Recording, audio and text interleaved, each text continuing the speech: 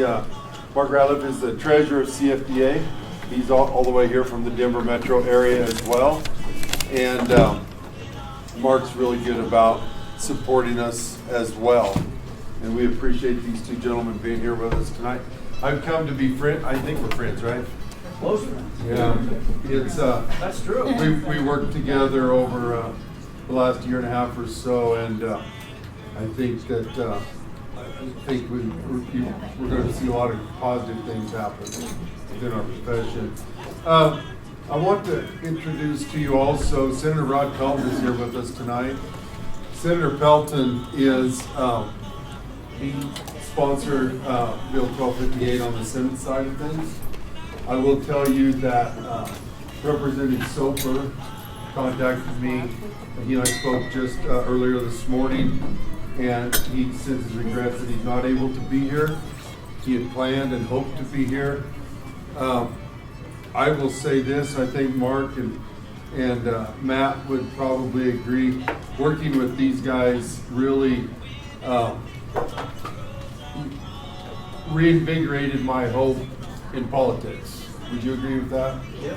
They're professionals, and we had other sponsors as well, and they really did us a tremendous job for our profession at the state level. So anyway, Senator Pelton, thank you for being here with us tonight.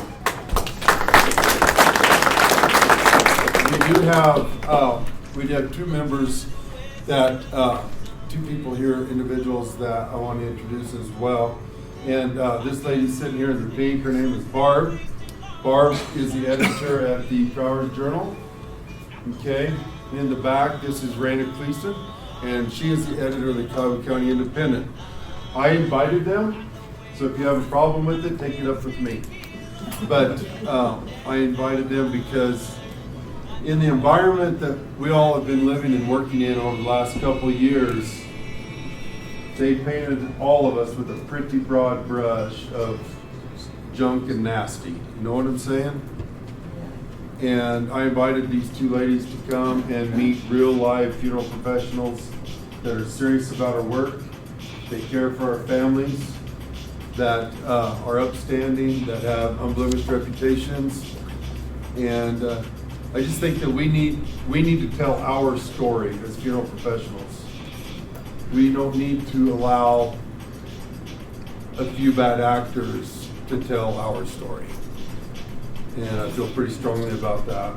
And so these ladies are here. I trust them, and I'm thankful that they're here with us tonight. So if you have anything bad to say about me, please do not say it to them. No. I was say we got some good stories. Yeah. We'll talk later. Hey, now. And with that being said, my last introduction this evening that I want to make is, are you getting ready? Yeah. You getting all fired up? This is Dr. Sam Delp, but he prefers Sam. Sam is the director of the Department of Regulatory Agencies. I want to say this about this man, and in fact, I shared this with Mr. Murphy just yesterday on the phone. Sam is a man that I believe is a man of integrity, and I believe that he's a man that keeps his word. I believe that he is a man that has our back, and I have appreciated working with him over the last 18 months or so. I think he's been an honest broker in this process. Would you agree? And we're tickled to have him, and we appreciate him making the effort to be with us tonight. He's going to talk with us about rulemaking.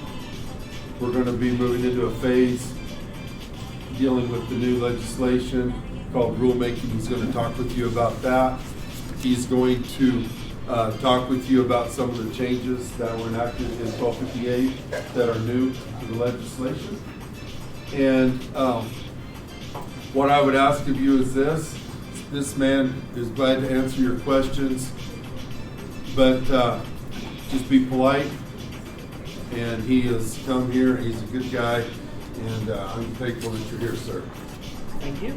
I appreciate it. And with that being said, we're going to start with his presentation, and we'll go from there. Thanks, everyone. I am very happy to be here. I'm always willing. I tell Matt and Jimmy all the time, I'll go anywhere and talk to anyone, right?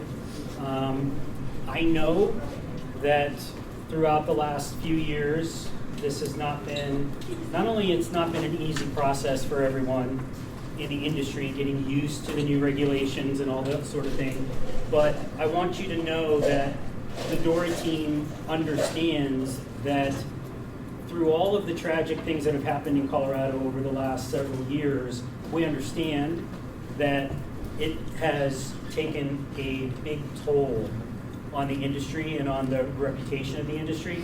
I've done a lot of interviews. Some of you may have seen some of the interviews that I've done. I've talked to a lot of different press folks, and one of the things that interestingly enough, they never air it, but every single interview that I do, I say that the vast majority of the people in this industry operate with integrity, and they do so because they care about the communities that they serve. And I say that every single time, and it's not been aired once. Not one time has it been printed or aired. But that's what I believe, that's what my team believes, and I want you to know that's what we believe, right? So I want to go through the 1258 bill. I want to thank Senator Pelton, certainly thank Rep. Soper, the governor for his support in this as well.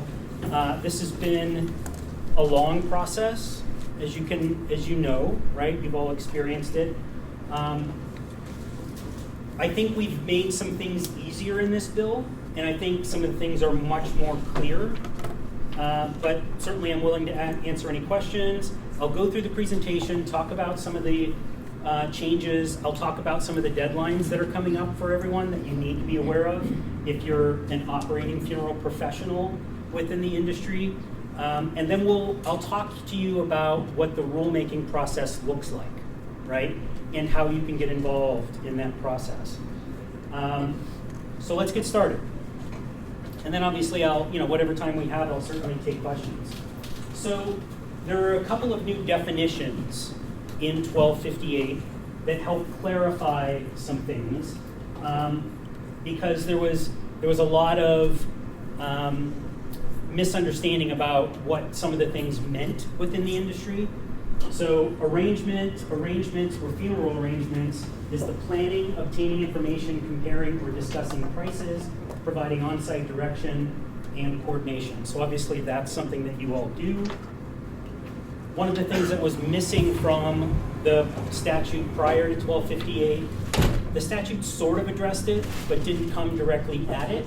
So it now defines what a broker is. So a broker is a person that does not directly provide preparation of human remains for final disposition or funeral services to the public, and who provides funeral services exclusively through the use of subcontractors. So what that means is, in order to operate as a funeral home or a crematory in Colorado, you have to directly provide one of the services that's outlined in the definition of funeral goods and services. So you cannot be exclusively an online business that contracts with families and then subcontracts all of the services. You can't do that. That wasn't legal in Colorado before 1258, and it's even more definitively not legal after 1258. We did a lot of work with the Attorney General's office on what it means to be a broker, even before 1258 was passed. And it's been the Attorney General's position, the Attorney General office's position, that brokers, because you have to have the equipment and you have to directly provide care with the contracts that you enter into, brokers weren't legal before 1258, but because the definition didn't exist in 1258, that's why we put it in here, right? And a designee is an individual designated by a funeral establishment registered in accordance with, and that's the statute, that's the Funeral Mortuary Science Code statute for Colorado. So it just provides the definitions. So changes to the definitions. A funeral establishment, so it removes the distinction between funeral homes and crematories. So everybody now has either a funeral home license, crematory license, you might have both, and you might have multiple of each, right? All of those licenses, when you renew those licenses in November, they'll be converted to a funeral establishment license. And what that means and why that's a benefit, particularly for some of the more rural folks, is if you operate both a funeral home and a crematory, and you do so under the same common ownership and within the same physical location, you only need one license. So you no longer need two, right? You no longer need a funeral home and a crematory license. You just need a funeral establishment license, right? And then when you apply for that license, you'll say, as part of that application process, what it is that you actually do. We do funeral arrangements, we do cremation, right? We do embalming, we do refrigeration. You'll say within the application what you do, but you only need one license, all right? Now, if you have multiple funeral homes, you will still need at multiple different locations, you will still need more than one license. But if you also have crematories in those other locations, then you only need one license for those two things, right? Does that make sense? And then the changes to funeral services, it's the preparation of human remains for final disposition, including refrigeration, embalming, and memorial services. It removes the arrangement aspect, and it removes transportation. So there was a lot of confusion in the previous bill because it was never the intent to regulate the transportation aspect of funeral service as well, right? If you contract with a transportation company or you do transportation yourself, obviously you're responsible for, when you take custody of human remains up until the time, you provide that custody out to somebody else. But it was never the intent to license transportation companies or anything like that. But that was an unintended leftover, I'll say, in the previous bill. So 1258 removed that and made it clear that transportation isn't actually included under the mortuary science bill. So we don't regulate transportation. All right. So this is going over the definition of what it means to be a funeral establishment. So it may be a funeral home or a crematory, and they no longer need to be separate as long as they're under the same common ownership and in the same location. Directly prepares human remains for final disposition, provides refrigeration, embalming, or memorial services. You don't have to do all of those things. But in order to qualify for a funeral home license, you have to do one of those things yourself, right? So you can have a funeral home or you can have a funeral establishment registration, and maybe you do the memorial services and the embalming, but if you get a contract for cremation, you contract that out to a subcontractor, okay? You can do that. You don't have to directly provide every service, you just have to directly provide one of the services, all right? If you don't provide any of the services yourself, then you don't qualify for the funeral establishment license, and that's effectively what a broker is, all right? You must have a physical location that's subject to inspection with at least one area that directly provides one of these services.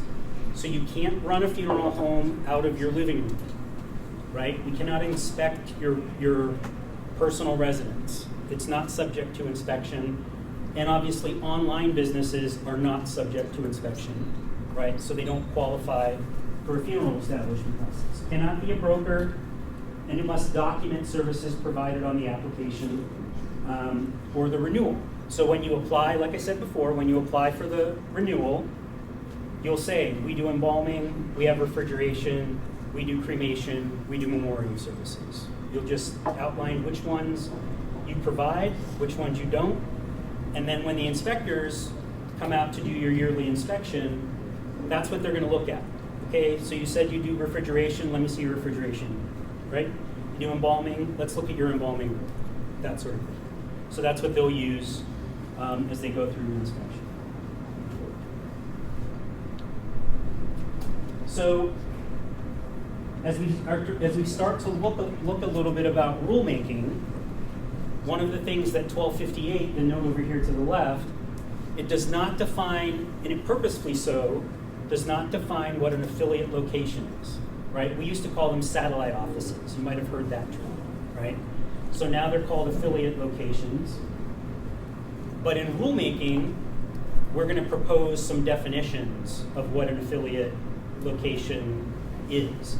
You do not have to have a license to be an affiliate location, but remember that affiliate locations cannot be the area where you provide funeral goods and services. That's the area where you meet with families, right? You can have your price sheet, and maybe you have your display room or whatever you might have there. You can do all of those things at an affiliate location, but you can't do embalming, you can't do cremation, you can't hold services at an affiliate location. If you're doing that, then that place needs to have a license, all right? But affiliate locations, one of the things we're going to do to make it a little bit clearer for everyone, because we do have some folks that are hesitant to give up that license that they have for a place that is acting as an affiliate location. And even though we go to them and we do the inspection and we say to them, based upon what we're seeing, this place does not need to be licensed, this particular location. You're paying for it to be licensed, and it doesn't need to have a license because it's a satellite office, it's an affiliate location. But people are hesitant, right, to give up the license, even though we're saying they don't need it. So what we're going to do instead is we're going to create a registration or a license type specifically for affiliate locations, but it's going to be a $0 license type. So you'll have to register all of your satellite or affiliate locations, but you don't have to pay for anything, right? So you won't have to pay to register them. But that will help us figure out where your satellite offices are compared to where your actual funeral establishments are located. And then hopefully we can get to the point where we're saving some people some money and they're not paying for licenses that they don't really need. And that happens quite a lot, actually. It's really kind of surprising to me, to be honest. But I can understand, right? You know, it's the government. You don't always trust everything that we say. But we're going to try to make it, easier, particularly when it comes to the satellite offices. So your contract changes that are outlined in 1258. So you must include the statement, funeral establishments are regulated by the Department of Regulatory Agencies. To file a complaint, contact, blah, blah, blah, and then you need to have like our website and our phone number and stuff in there. That's existing in the prior to 1258, right? So it's already in the code. The wording might be a little bit different. That's not me. The other thing that's changed is on your contracts, you have to include the license number of the establishment's designee and the funeral director, the cremationist, the embalmer, mortuary science practitioner, or the natural reductionist. So you have to include the licenses of the people that are doing the work for the services that are being provided. That has to be on the contract. Can you define that a little bit more, Sam? So, like the designee, can we permanently print that on top of the APNI contract, the actual statement of goods and services, and then the director making the arrangement, or everybody involved in that particular service that's contracted has to also be on there? Yeah, so the way that the bill reads is you have to do both. The designee has to be there. But it can be permanently printed, correct? Sure. Okay. Yeah, absolutely. But if the designee, let's say the designee is also acting as the funeral director, then that license qualifies.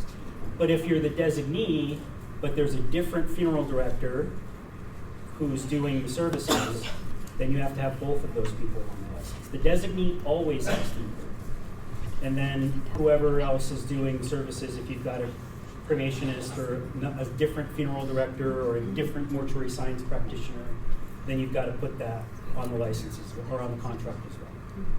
So basically what you're saying is the designee is whoever's in charge of that location on yours application for this thing. So like in my location, I have our managers listed as a licensee, and the funeral record is making the arrangements for what the service their name will last. Right. So basically, if you put your manager's name on there in permanent print, and then whoever the director is signing the contract with the family, that covers that. Correct? Yep. I was just trying to make sure that, I've contracted for a direct cremation, I don't need, obviously that's me, that's easy, but I don't need my number plus my cremation person, because I don't know who's gonna actually do the cremation at that point in time. I need to make sure that I don't need like 4 different license numbers, because I've contracted that service on that singular piece of paper. You don't, if you're subcontracting out the cremation, you mean? Yes. No, it's all in-house. If it's in-house, then you do need to have the licenses. You do need to have the license numbers on the contract. That's the way the bill reads. And that's why I'm understanding that, is what I'm trying to clarify, so I'll make sure that we're compliant. Yep. Because if I need, 4 different license numbers on there, I wanna make sure they're all there, so when you guys do come in and pull a record, I'm not getting hit. Yeah, if you're doing all of those services in-house, then you need to make sure that those licenses are there. But like I said, if the designee is also the MSP or the funeral director, then that covers those folks. But if you have a separate cremationist or a separate embalmer that has a separate license, then you need those license numbers on there as well. At Yeah. what point do they need those on there? Because we don't know who's going to be doing them by the time the contract is written. I think that's the point, right? Is that So you have to go back. if you're and doing look them at- in-house, but if you're subcontracting them, you need to have it. But if you're doing them in-house and you know who they'll be, you need to have it on But if you don't know who they'll be at the time the contract is signed, you don't, or you then have to go back. there. Well, that's part of what we're gonna need to talk about in rulemaking, right? Because the bill requires it, but we need to figure out if there's circumstances, right, that would warrant something a little bit different. Because that's what you're involving. Right. That's the other. Yeah. So the point is that I think the point that they were trying to make was it has to be clear to the family who's providing the service, right, and who the actual people are that are doing the work. To the extent that you're able Can we to- sidebar with that? That was not the intent, I don't think. So Yeah. I'd like to sidebar with that. Sure. Yeah. Yeah, we could talk about it. This was an area of conversation in our office as well. And we can go through what the language in the bill looks like. But I think it's going to come up in rulemaking so that we can get it as clear as we can possibly get it. And that's the point of rulemaking, right, is to take the statute and kind of distill it down where it allows for discretion and allows us to kind of craft what works best for the industry and the public to try to Because distill I it think down. what we're all saying to you, Sam, is we usually sidebar on this is because this is going to create for you Yeah. a nightmare. And we can show you where there's checks and balances with licenses all along the way. Yep. Yeah. In a larger location like mine, I've got 5 embalmers that potentially could embalm that body, and I don't know who's gonna be available that day based on schedule. Yeah. I've got 7 cremationists, you Let- know. Let me tell you how I creates- think creates it would. an issue. Let me tell you how I think practically it would probably work, right? Absolutely. And again, it's going to be something that we'll talk about in rulemaking. The way I think practically it will work is obviously when the inspector comes in and they're going to want to see a contract so that they see the required language is there, the designee's license number is there. Basically, the inspector is going to say something like, okay, you did this embalming in-house and you did this cremation in-house. Show me how you know who did it, Right. right? Yeah. So you're going to have the extenuating record that says this licensee we know this licensee did the embalming, we know this licensee did the cremation, right? Right. And the reason for that is, remember, they're now responsible for their own practice, right? They're responsible for what they're providing in terms of that service. So they have to be identifiable in the event that there's an issue, or in the event that a family member files a complaint. We have to know, we have to be able to get to, we know this person provided this service, and likewise, we know this person did not, right? So that it can be clear to everyone who might need to answer for a complaint or isn't necessarily involved in a situation that might occur. All right?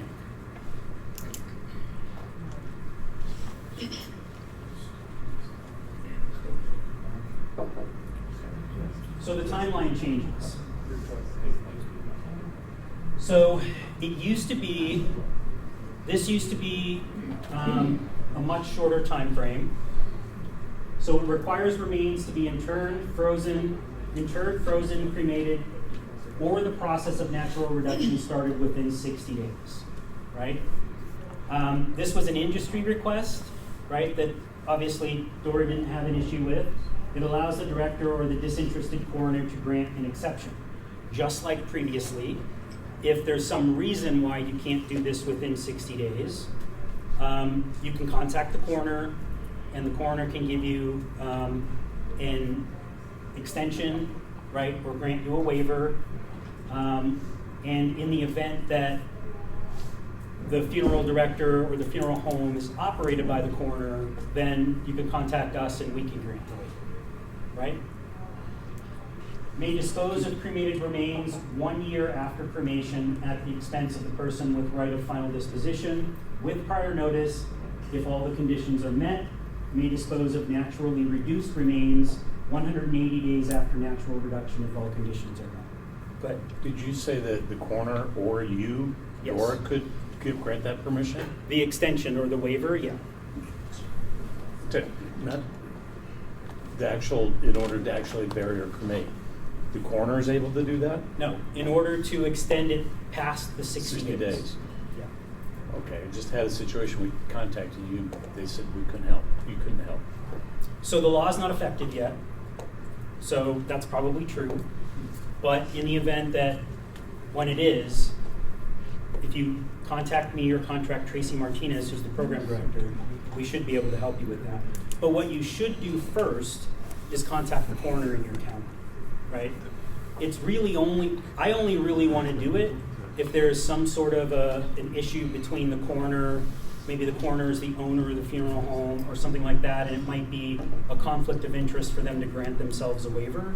That would be the only time that I would really want to do it, although I can still do it. But you really should make sure that the coroner for your county is involved, right? Does that make sense? If there's, like I said, if there's some other reason, you can contact us, and we can look at it as well. All right. So these were timelines that were specifically proposed by the industry. I don't know, these timelines I'm hoping make sense to you, right? Because they don't necessarily, I'm not attached to them, right? If that makes sense. But the industry wanted those specific timelines. All right. The things relative to designees that were taken out. So, have at least 2 years of experience working for a funeral establishment, be employed by the registered funeral establishment that the designee represents, and may not be designated for more than one establishment. Those things were taken out of the bill. And the addition was that a designee may be designated for an affiliate location under common ownership. So you can be the designee of more than one establishment if that establishment is under the same common ownership. So Jimmy, for example, owns 4 or 5 funeral homes. He can be the designee for all 4 or 5 of his funeral homes. Right?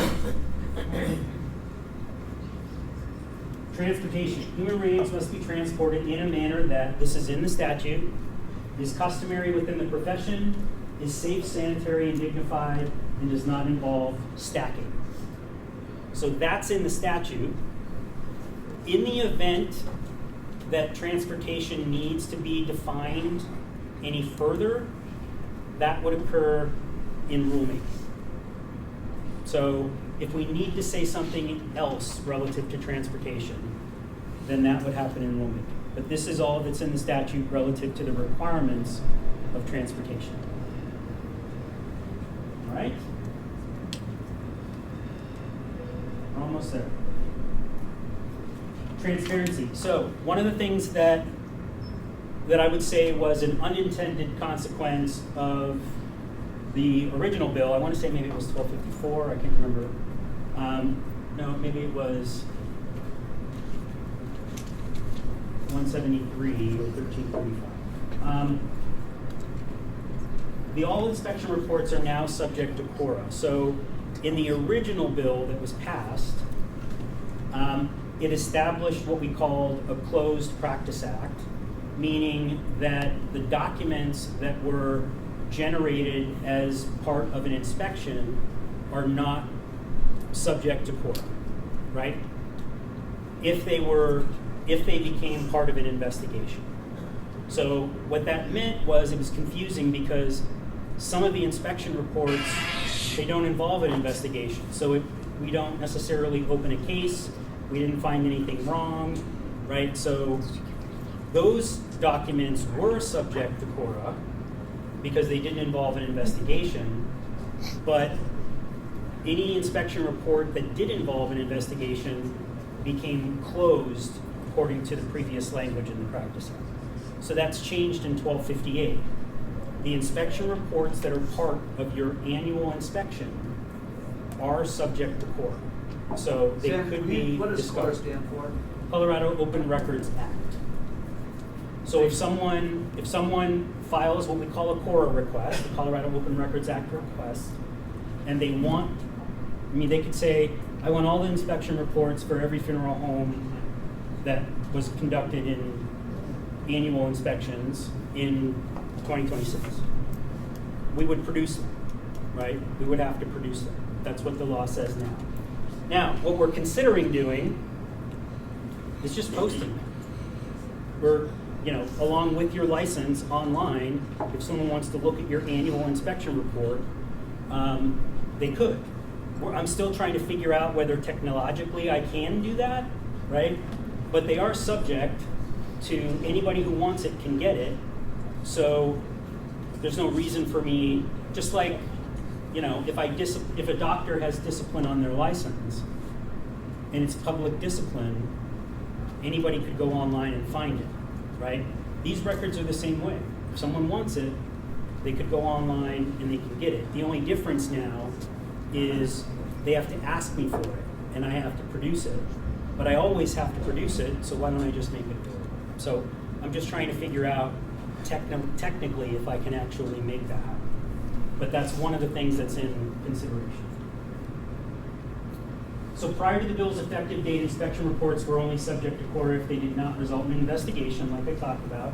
It does not include photographs, audio and video recordings, or any personally identifiable information. So the inspection report that is available to the public, the annual inspection report, if the inspector takes photographs, or if they record anything, or if there's anything personally identifiable which isn't going to be in an annual inspection report anyway, those things are not included.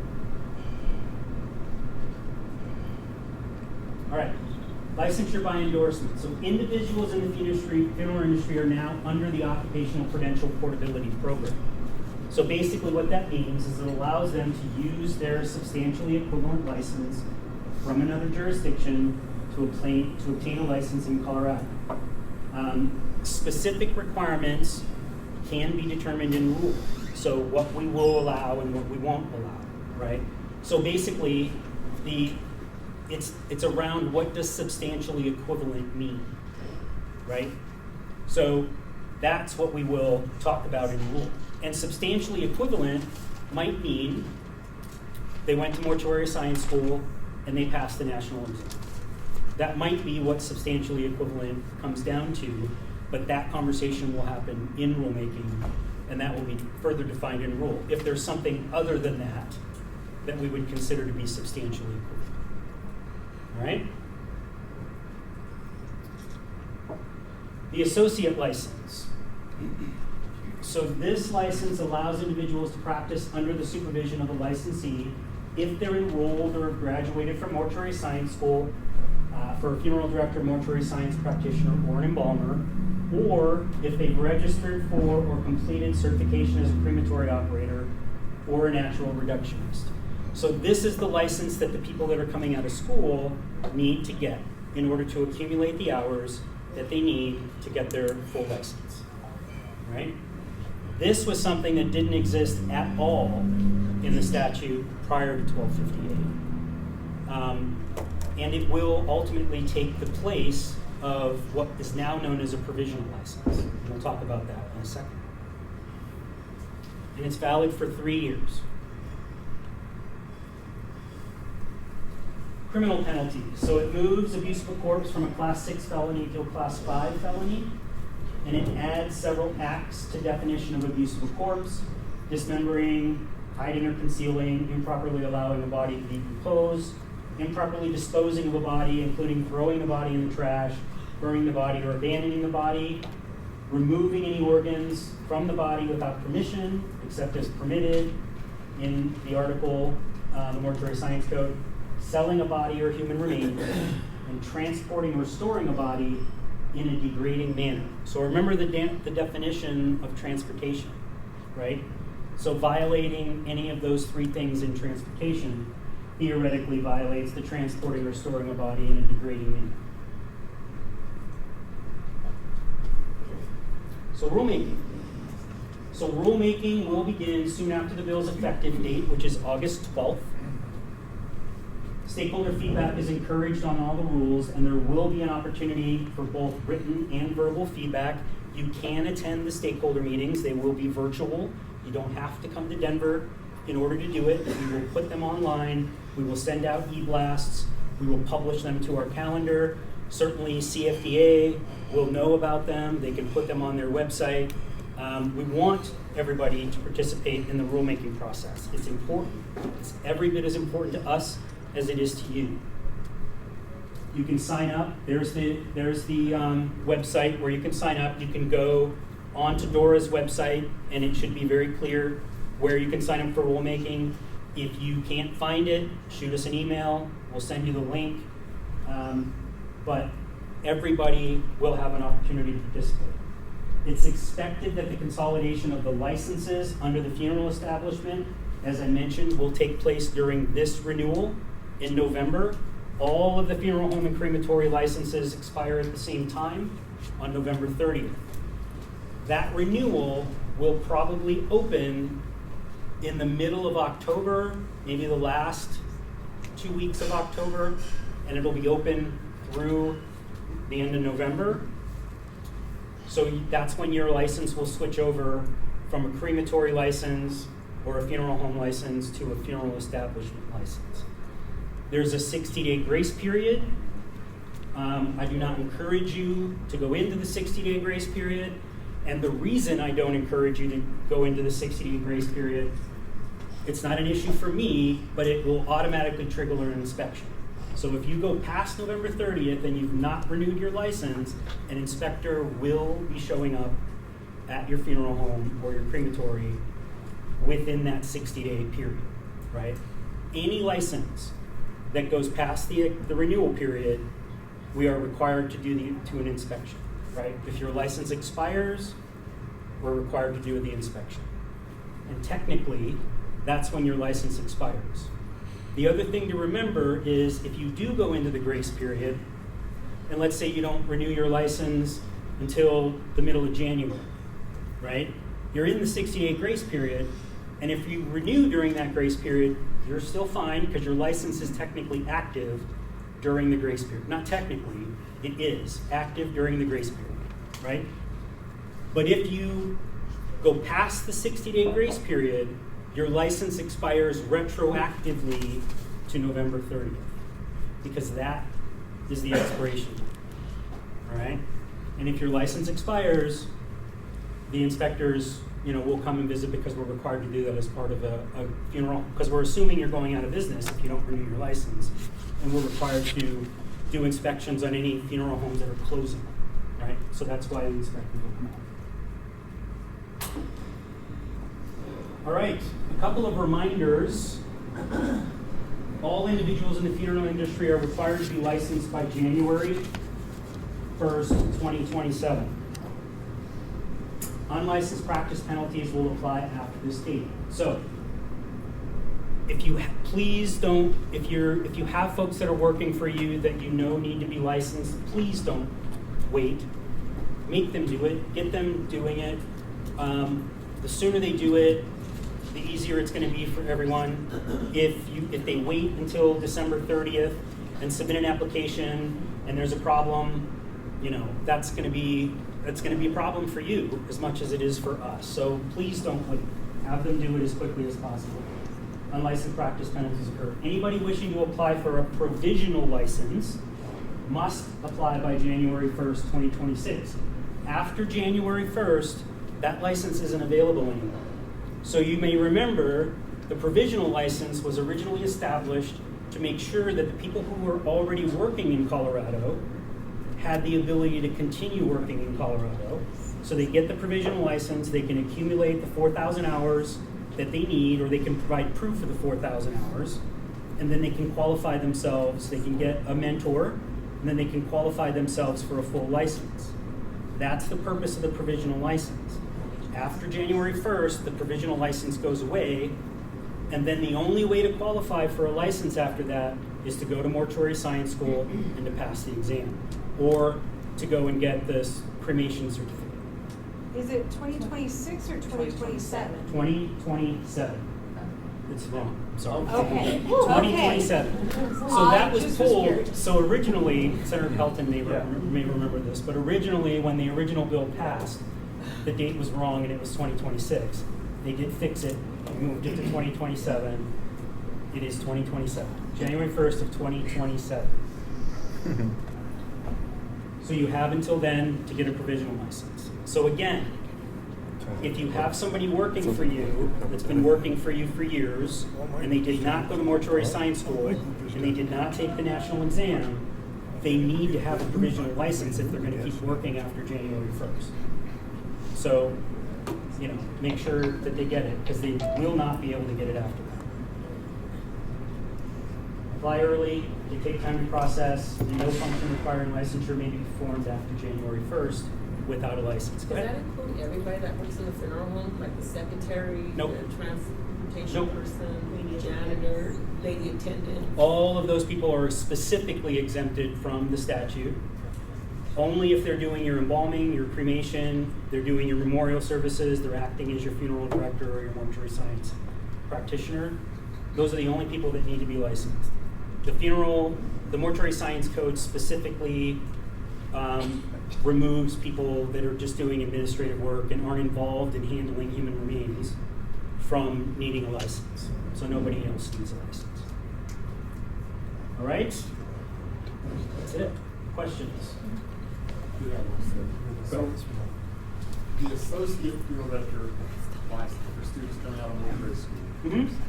if they have already graduated as of today, and they have taken their national boards and passed them, am I right in saying that they can get a full license before the end of the year? So if they have their hours? Yes. If they've passed the exam and they have their hours, they can get their license. They don't need to go through the associate first. Yep. How do you go about upgrading your provisional license to a full license? I have a couple employees that are in that provisional stage, and I'd like for them to have the full license by Yep. the end of the year, but Yes. curious how you go about doing that. So it depends on which license they have or which license they're trying to go for. But they have to, so they've got the provisional license already.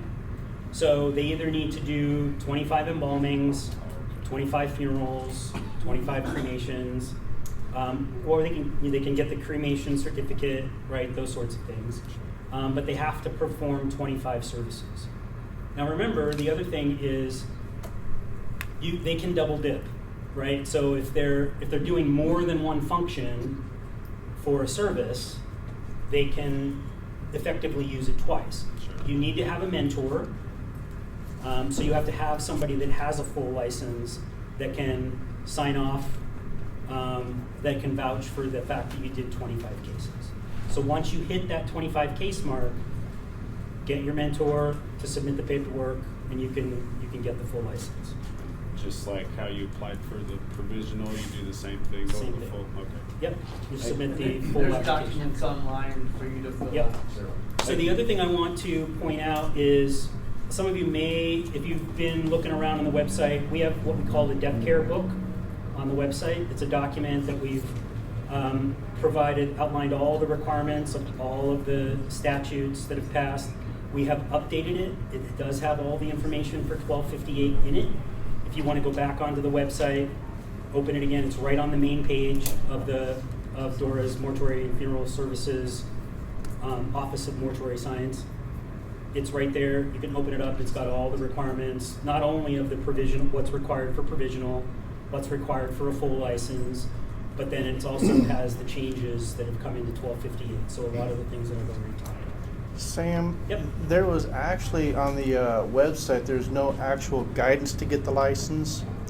You can go under for your MSP. That's what I did. Yeah. I did the provisional, did my MSP, submitted everything, but it came back as a failure because it doesn't actually, it's not listing that you're using your provisional. I'm not following. Go ahead. So I've used my provisional as my license, Yeah. so I can get from a MSPP to an MSP. Yeah. They wouldn't accept it. So did you fill out, which application did you fill out? It was one for MSP. Okay. And maybe it didn't give it to you because it said you already had a license or something like that? No, it said that what I submitted was not, you can't use that. Anyways, I ended up contacting Brenda Taylor, and she ended up forwarding it to a different website or a different area altogether in Dora. It was Colorado Funeral and Cremation, Mhm. and that's where it ended up going. Okay. Yeah, I'm not So- sure where you ended up. But did you get Yeah, what I you finally needed? got it, Okay. but it took a long way about because when we were emailing back and forth, she was saying, I don't have everything, all the requirements, but I had all the requirements.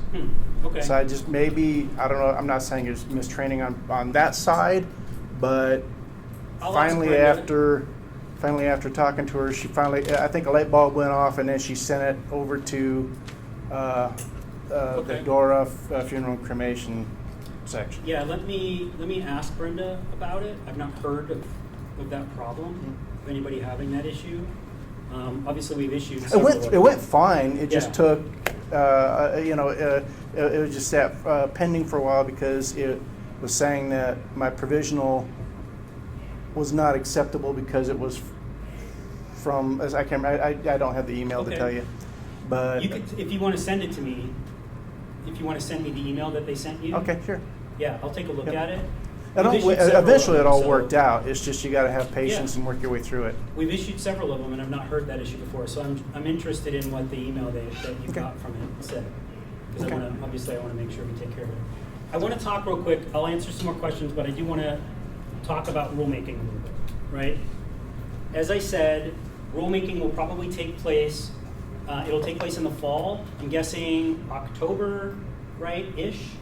We will have stakeholder meetings before the rulemaking hearing. So we will post the dates of the stakeholder meetings onto the website. We will send out an e-blast. We will have a proposed draft of the rules, right? So what we've done is we've gone through the new statute, 1258. We've obviously incorporated anything in there that we think needs to be in there. And then the things that we know we need to talk about for rules, we've kind of drafted something as a starting point for the conversation. right? Doesn't necessarily mean that's what the end rule will be. That's the purpose of the stakeholder meetings, is we want your feedback about how some of those things are gonna work, right? But as a jumping point to the conversation, we've provided at least a draft. That will be available for you to read and look at prior to the stakeholder meetings, right? And you can submit written comments, you can attend the stakeholder meetings, provide verbal comments, you can do both.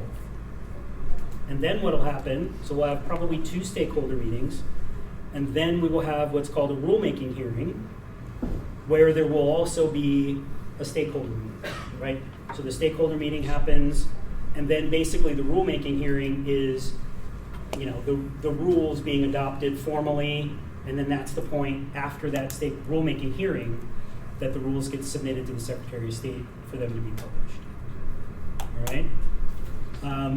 But like I said, all the dates will be out there. We'll make sure CFDA knows about them. We'll send out e-blasts to all the email addresses we have for everyone that's licensed so that everybody knows when they are, and they'll be published on our website. But you can start looking for those emails, like I said, probably September, sometime end of September, because that's, obviously the bill goes into effect August 12th, so the stakeholders will start to begin, 30, 60 days after that. Go ahead. So I went through the thing of getting the certified peer review, all that, so I could sign off on those. Yep. I have a young lady who has completed her entire education and a full apprenticeship in the state of North Carolina, and she's just gotten all of her paperwork back. Is that something, because she's worked for us for a couple of years, so Yep. I think she's got plenty of hours. Is that something where we could submit her apprenticeship stuff and a statement of hours like we do for a provisional, saying she's done hours or whatever? Did she go to Mortuary Science School? Yes, and she's, as far as I understand, she's passed the board. It was part of her program. So I think she's got all the boxes checked. If she has gone to Mortuary Science School and she's passed the national exam and she can document the hours, then she qualifies for a full license. She doesn't need a provisional license. Okay. And caveat back to that, in the statute, it says that a person has to be supervised, but it's not specifically defined Yep. for embalming, funerals, whatever. It is, however, defined for like a visitation. If I leave an adjunct person who is not licensed Yep. to oversee a visitation, they're not moving the body, they're not doing the body, they're just basically assisting the family and caring for the facility. So you mean the affiliate It says, well, in the funeral home, either way. But they're basically our helpers. They're not actual funeral directors. They don't meet with families. They don't independently conduct funeral services.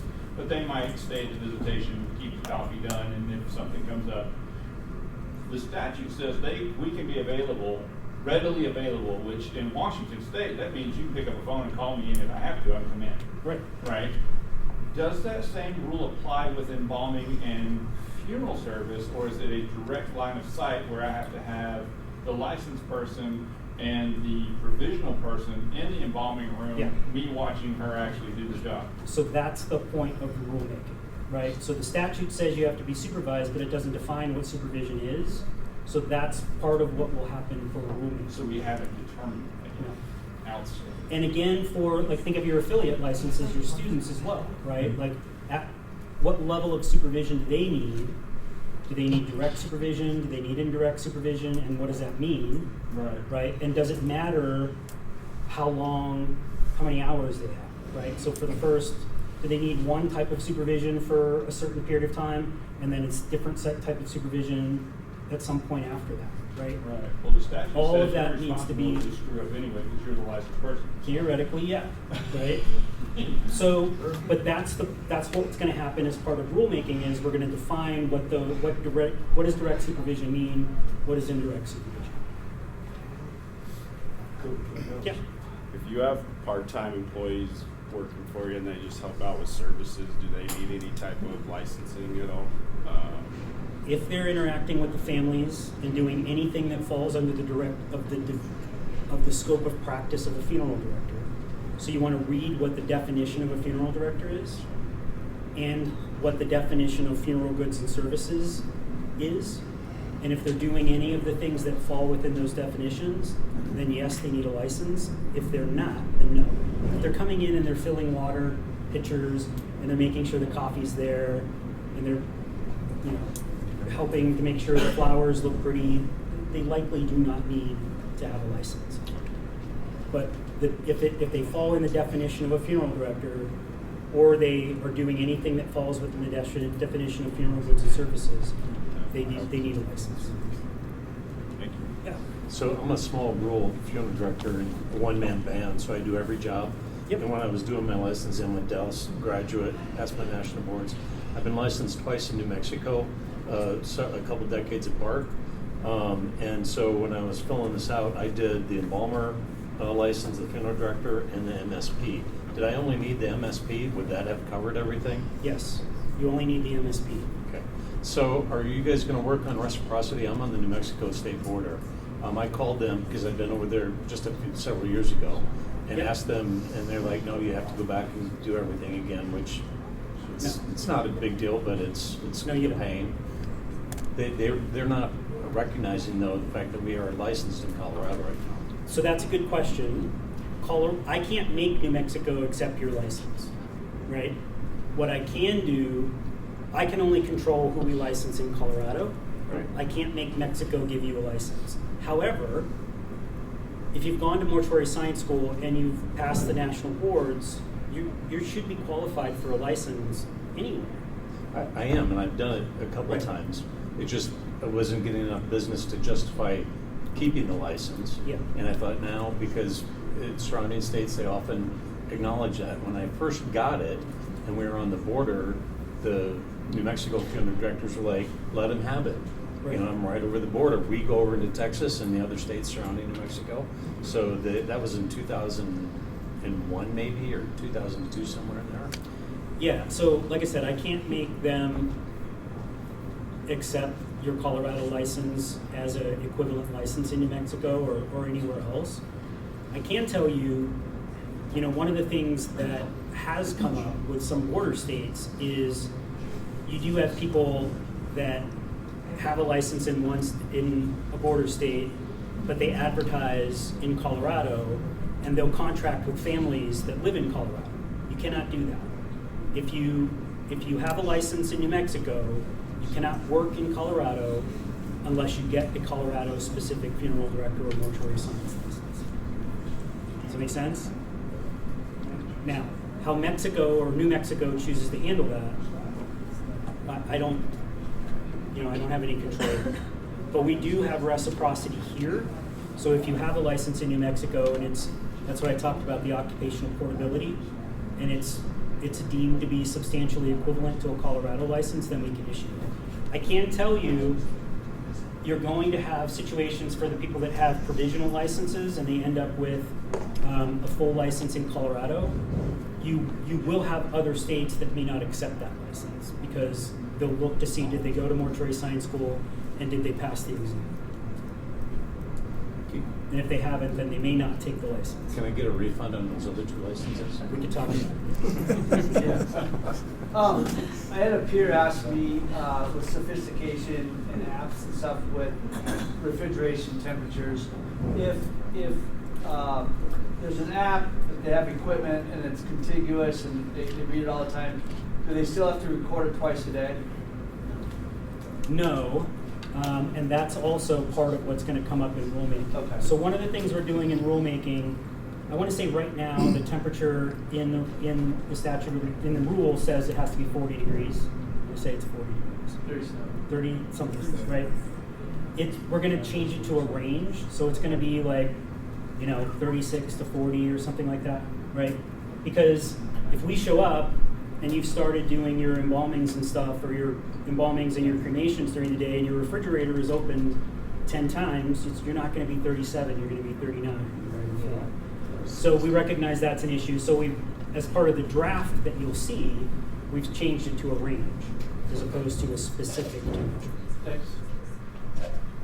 Go ahead. I hope this isn't a dumb question. The August 12th thing and the rulemaking, I'm confused by it. It goes into effect August, but it's not finalized till the rulemaking goes on? No, so the August 12th date is the date that the statute 1258, the bill that just passed, that's the date that everything in that bill becomes effective, right? And that's just by nature of the governor signed it, and then 45 days later, right, it goes, you know. So August 12th is that date that bill becomes effective. The rulemaking then, based upon the bill that we've, you know, that we already know what the bill says, it's not going to change.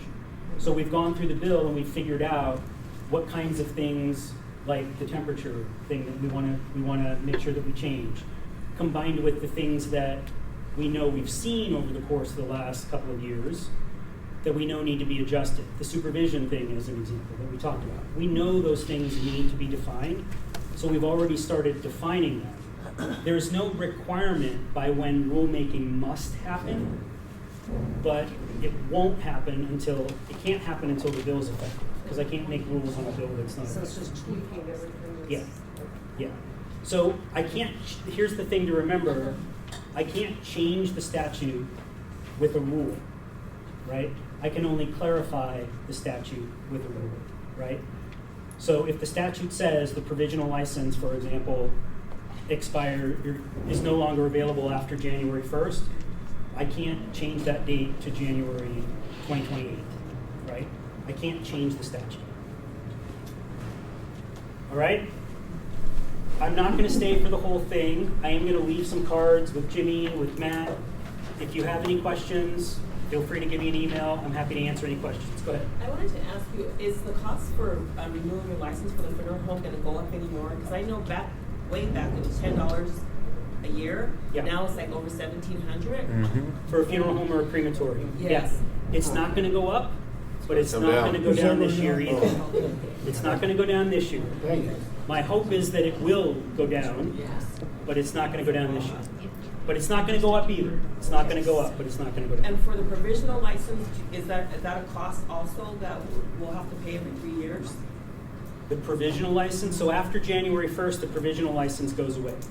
Oh, okay. Your individual license to be a funeral director or mortuary science practitioner, that is a cost, but it's not $1,700. It's going to be like $200.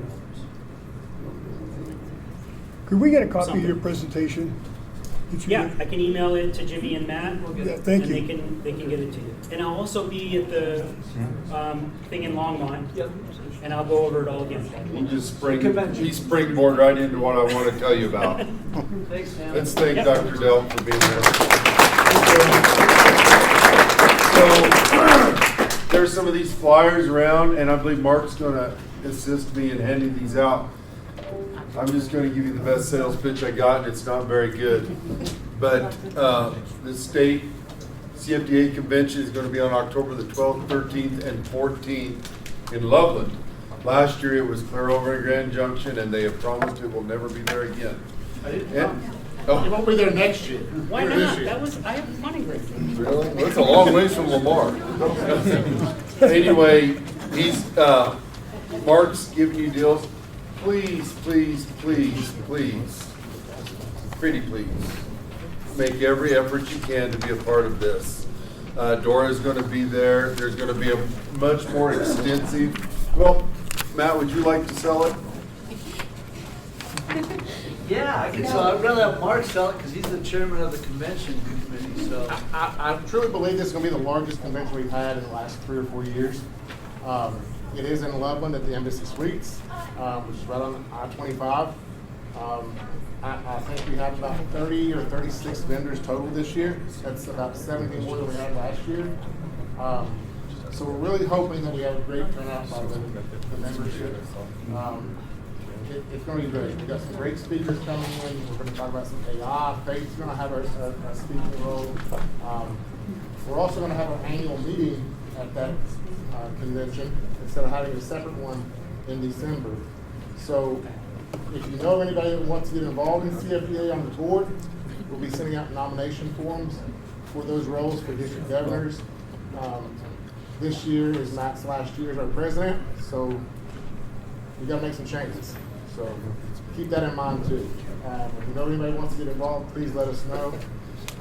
nominate them so we can put them on the rolls to be voted. Canaan, well, Canaan. On Monday, the first day, we have an opening party that evening, but Cana will also be there to do their 8-hour crematory training. That includes flame and natural reduction. So it's an 8-hour course that Cana's putting on. It starts at 7:30 in the morning and lasts till 4:30 in the afternoon. If you have anybody that needs their certificate, that's the way to get it, so they get their crematory license through door. So, and that's all on our website. If you go to the website, it's got the whole thing. This is what I'm passing out. Just scan that. It tells you what's going on and how to register for all those things. So, That'd be Does great. also count Please, for- you guys, let's support this. I'll tell you, it takes a lot of money to run an organization, and these guys are working hard to do that. it's 8 hours. I want to bring a little, have mind a helping crematory me operating swap license. computers. I want to bring a little attempt at a humor. It may not work, but you know, so much of what we do is just all business, and But then the convention is you know what I'm saying? So I've decided that what I'm going to ask of you, you're going to have a few months to think this through. We're going to start something in District 6. Matt, get ready. I love it. Get ready. Okay. It's the funny things we hear in District 6. Okay? I'm going to give you an example to take home with you. And I want you to think about it, because we may not have another district meeting until like January, because the state meeting will be in October, and I'll be celebrating Christmas starting the 1st of November. So the funny things we hear in District 6. So I'm going to share one with you, and I want you to think about it, and you come prepared to our next district meeting with your story. Okay? And I want it written down. I want it typed nice and neat so I can read it. And I had a family in here a few months ago, and this lady passed away out of town. She came in, and she was a LDS, Latter-day Saints of faith. Well, she was to be cremated, and her grandchildren came in. We had a visitation, and of course, you know, we're not going to spring for the viewing casket. We're going to do the daybed / mortuary cot thing, you know. We've all done that, right? And the grandchildren come in, and they're grieving over the death of their grandmother. Well, grandmother, being LDS, was not wearing her burial garment. All of us that deal with LDS, we understand what I'm saying, right? You know, the white, you know, the burial garment. So grandma did not have her burial garment on, and the grandson was grieving over his grandmother that had died. And he says, I'm just so ticked off at my mother that grandma is not in her burial garment. We know what grandma wanted. Grandma is not in her burial garment. Why in the world she would not put her in her burial garment? He just went on and on and on. I looked at him and said, well, really? This whole deal is kind of a contradiction, because LDS don't even believe in cremation. Oh, well, my grandmother spent most of her life as a Baptist, so it's okay that she gets So we hear funny things in what we do. Would everyone agree with that? Yeah. So rather than focus on sad and lonely and miserable, what I'd like for you to think about your story. We're going to start during my tenure. I think I've got, do I have 1 year left as District 6 governor? Yeah, as many years as you Well, want, my friend. I've got 1 year left. And we're going to compile our stories, and we're going to publish a book. So all of you can be a part of this.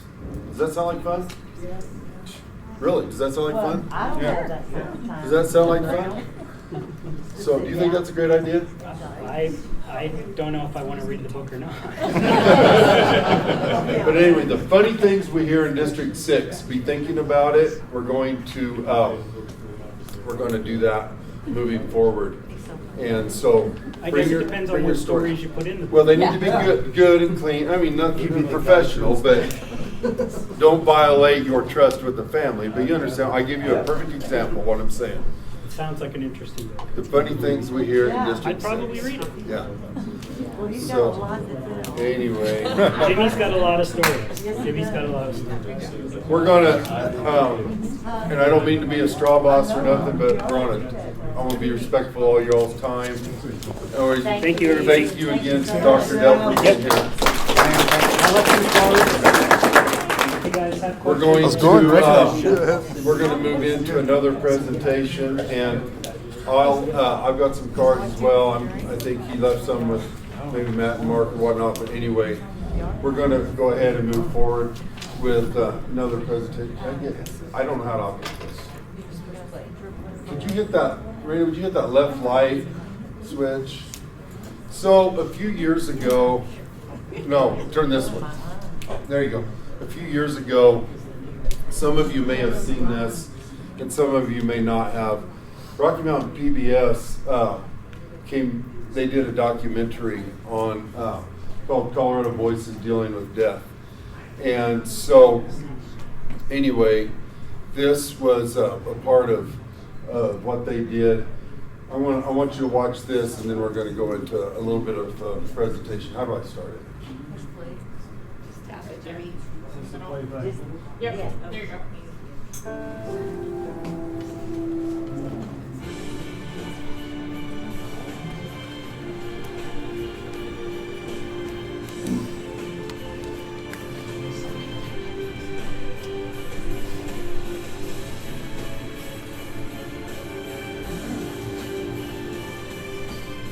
There is no life without death. We want to make understanding death and learning about death accessible for people.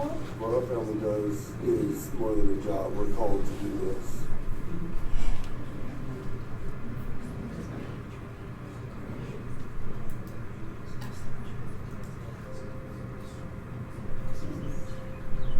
Death is spiritual. Birth is spiritual. And I think the reason that there are is because they're bigger than us. It's something that we don't have control over. If you've ever been able to be in a space when somebody's actively dying, or If you want to move closer, you it can hear you. changes you. I Can. mean, it's just like exhilarating, and a new life came in. And it's the same sort of big energy when somebody dies.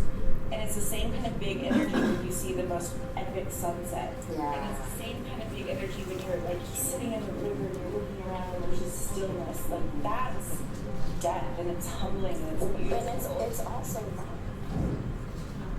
Hi, I'm Erin. And I'm Lauren. And we're the best friends.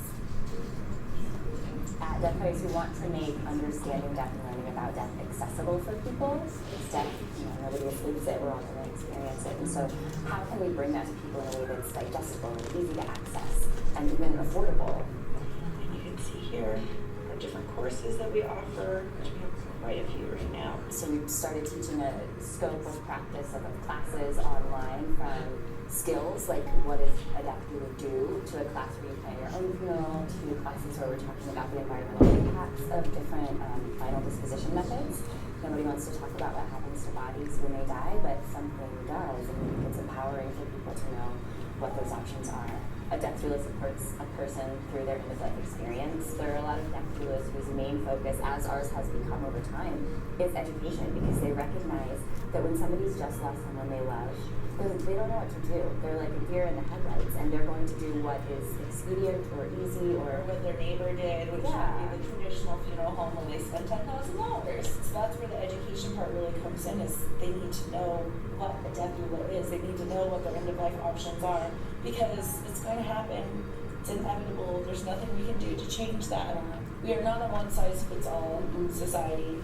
We're not one-size-fits-all humans. So why should our death care be that way?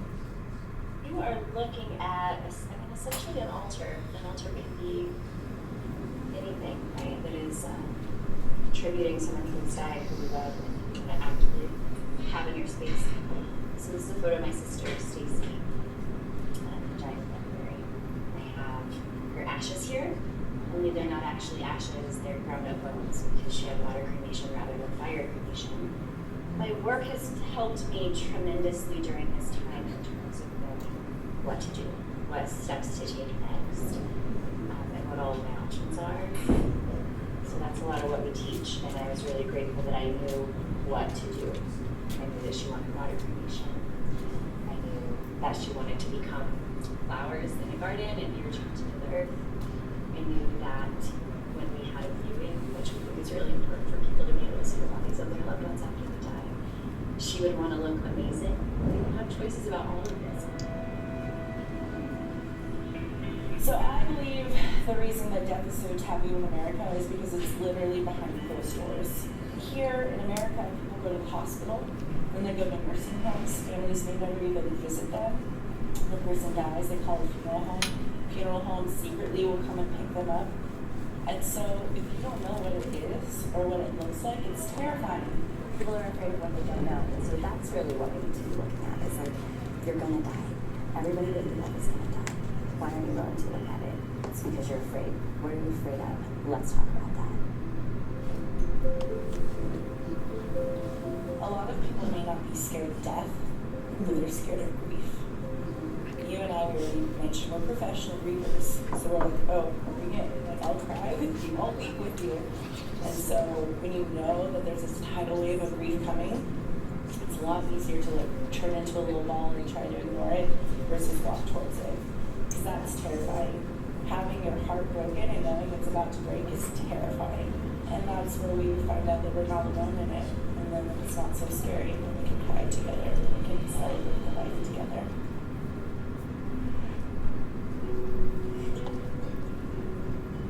Death in my culture is a celebration of life. Death in all culture is inevitable. We all go through it. So it is that complete cycle of that sacred loop. My name is Carlos Castaneda. I'm a Chicano. I'm third generation here from Mexico. Dia de los Muertos is a celebration of life of those who have walked this earth and have passed on to the other world, the spiritual world. It is to celebrate and honor their life. In our homes, we set up an altar to honor all of those who have gone before us. But we do that with their photographs, we do it with flowers, we do it with candles, we do it with their favorite food, we do it with water, and we do it with salt. It is very important to us, particularly for our children, to get them to understand that death doesn't mean it's the end of something. It's not the end of life, but it's a beginning of another life, a spiritual life that has been celebrated for thousands and thousands of years to try to connect those two worlds together.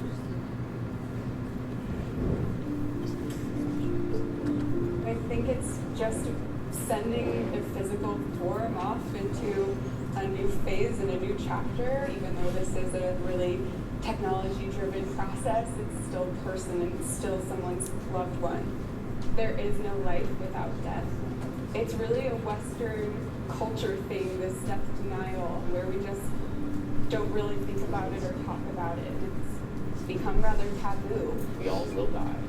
And when we can face that, I think we can also make dignified decisions about what that looks like. Our current conventional methods of burial and cremation really perpetuate that idea that somehow we're separate from nature as humans. And really we're not. We do belong to the earth. Once we're gone, we're not special. We don't need to be preserved in any way. What you're looking at behind me is our water cremation system. At Beatrix Cremation, we really have two goals, and that's to, number one, help people live on through nature, and number two, to reduce the carbon footprint of the funeral industry, which is not insignificant. We do a process called water cremation. Alkaline hydrolysis is the formal name. We'll use water instead of fire to gently break down the body and still have ashes for the family at the end. We have no emissions or smoke coming from our building, and it's about 90% less energy than a flame cremation would be. One flame cremation is going to emit about as much CO2 as a 600-mile car trip does. So the decedent gets loaded directly into this vessel, and then we measure out a dry alkali flake, so it's called potassium hydroxide, and that actually activates the water molecule to mimic the natural decomposition process over the course of several hours. And by the end of the process, skeletal remains are still over here in this system. And then the liquid results from the process is drained over here, and it's a very nutrient-rich liquid that then will be transported over to Half Moon Farm, where it nourishes the soil there. So you're really returning back to the earth. Oh yeah, these were all the most beautiful blooms. Yeah, it's still beautiful, but it's just a little bit more sleepy because it's the end of the season. Half Moon Farm is a vegetable and fresh cut floral farm. The partnership between Beatrix Cremation and Half Moon Farm is one of the healthiest ways in returning us back to the earth, and for all of the scientific purposes, where we came from and what our bodies are composed of. Where Half Moon Farm steps in is being able to provide a space where the nourishment, which is the liquid that is left over from the process, can be returned to the earth in a dignified and integrated space. This is not used on any edibles. We only are using on fresh cut flowers at this time. So everything that's in our fertilizers is what's in this liquid. Everything from nitrogen, calcium, magnesium, phosphorus. There's actually no human DNA left in it after the process is done. It's a sterile mixture of amino acids and peptides and sugars, and then there's a bunch of little micronutrients that are in there as well that will vary from person to person. We dilute it when we apply it because it allows the plant to digest them in the most, the healthiest manner. So realistically, we can really only work with one person a day. Our process start to finish is about 18 hours long. Once we hit one a day in the month, then we'll really be at capacity here and start looking into other ways that we can serve more people. I think for me, upon thinking of my own death, I really knew that I wanted to find a way to live on through nature and really give my body a second chance to nourish something else and give life to something else. When the plants are grown here, they leave to go to all sorts of celebrations along the Front Range, up in the mountains, and it's an opportunity for people to stop and look at first the literal beauty of them, but also the story of life and this regenerative idea behind us going back to our most physical sense as the earth.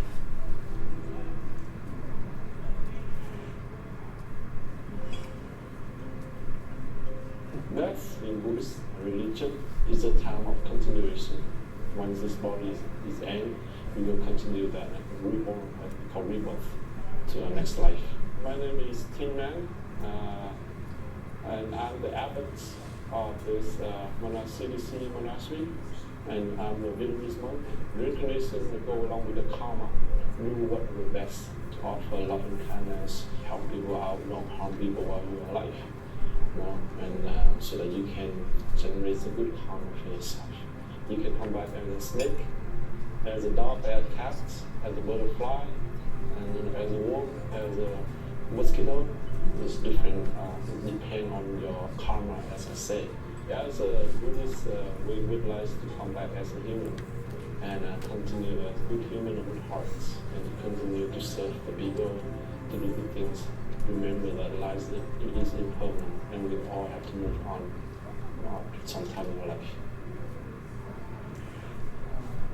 You hear it in the phrase ashes to ashes, dust to dust. This idea that we came from the natural cycles around us and have no option but in the end to return to them. So I think the promise of a final resting place in a beautiful natural location is an easy one to connect with emotionally. I have this wish that people that come here might have a little bit of softening around this question of how our lives and death fit in the grand scheme of nature.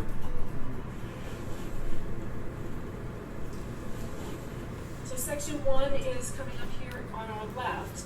And the idea is just that you would get this beautiful sunrise over Coyote Ridge, the view of the arroyo and the shadows it creates, and we will lay people to rest with as little of disturbance to that ecosystem as we can. My name is Emily Miller, and I'm the owner of Colorado Burial Preserve. We are a conservation cemetery in Florence, Colorado. This is the idea of laying the person to rest without any items or unnecessary expenditures or waste or chemicals that might cause pollution.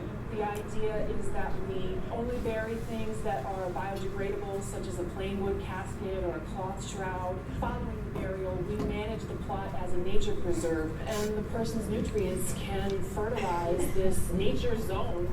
So we know exactly where he's buried because it's so many feet from this nearest stainless steel marker.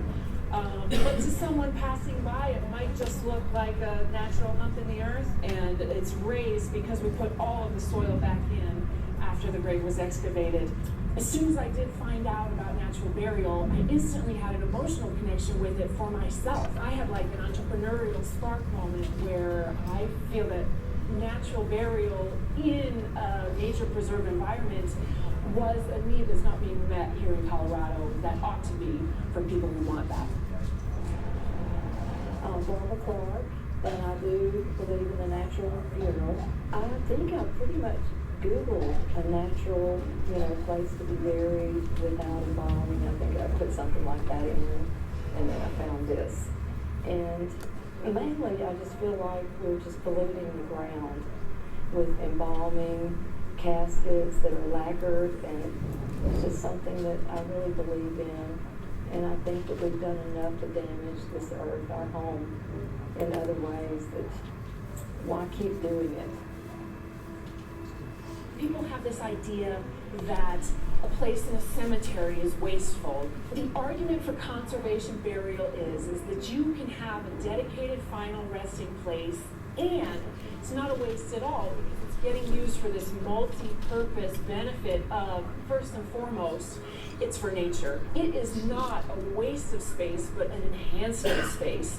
The preserve is 65 acres that we are conserving and protecting. So we have only mapped out for graves in a few small areas so far. Section 5 is turning to be like early popular because you can't see the road back here.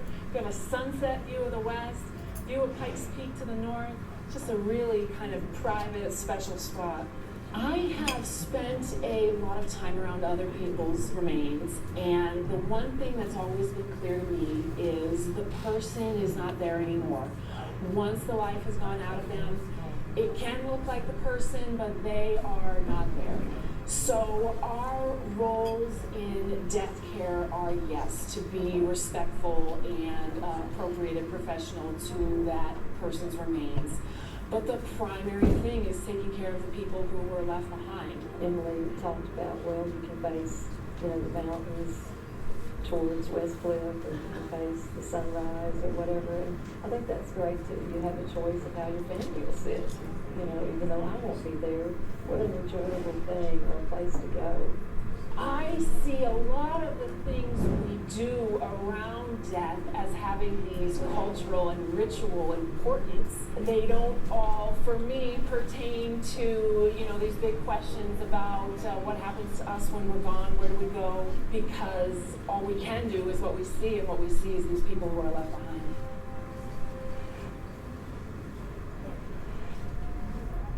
My name is Pokapishis in my language, which means chipmunk. I'm from Almatai Lakawit, which is Delaware First Nations. I am called Alushi Oquist, which means he is like a fox. And among my people, I am a chief in the Lenape Nation. The roots of the Lenape belief system, especially around the returning home of those that have passed away. Christianity separates the spirit, creator, or God from the individual, whereas we see ourselves as all part of it. The spirit endures beyond just the physical life. When your physical body is over with, you die in that way. But your spirit continues on in a journey. Not only do we as the humans have a living spirit, but all of creation has a living spirit. Our beliefs are that we are part of creation. Even if you look at what we would call the cycle of life, east is red, east is life and women. Women give life. West is black, that represents men, and that's where you go to the next world, the west.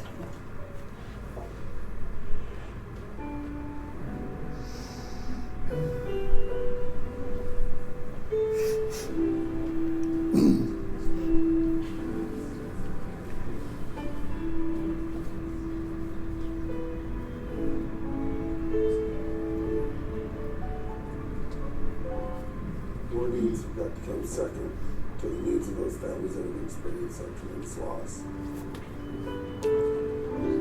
Whether it's a 94-year-old grandmother or whether it's an 8-year-old little baby girl, their needs have got to supersede yours.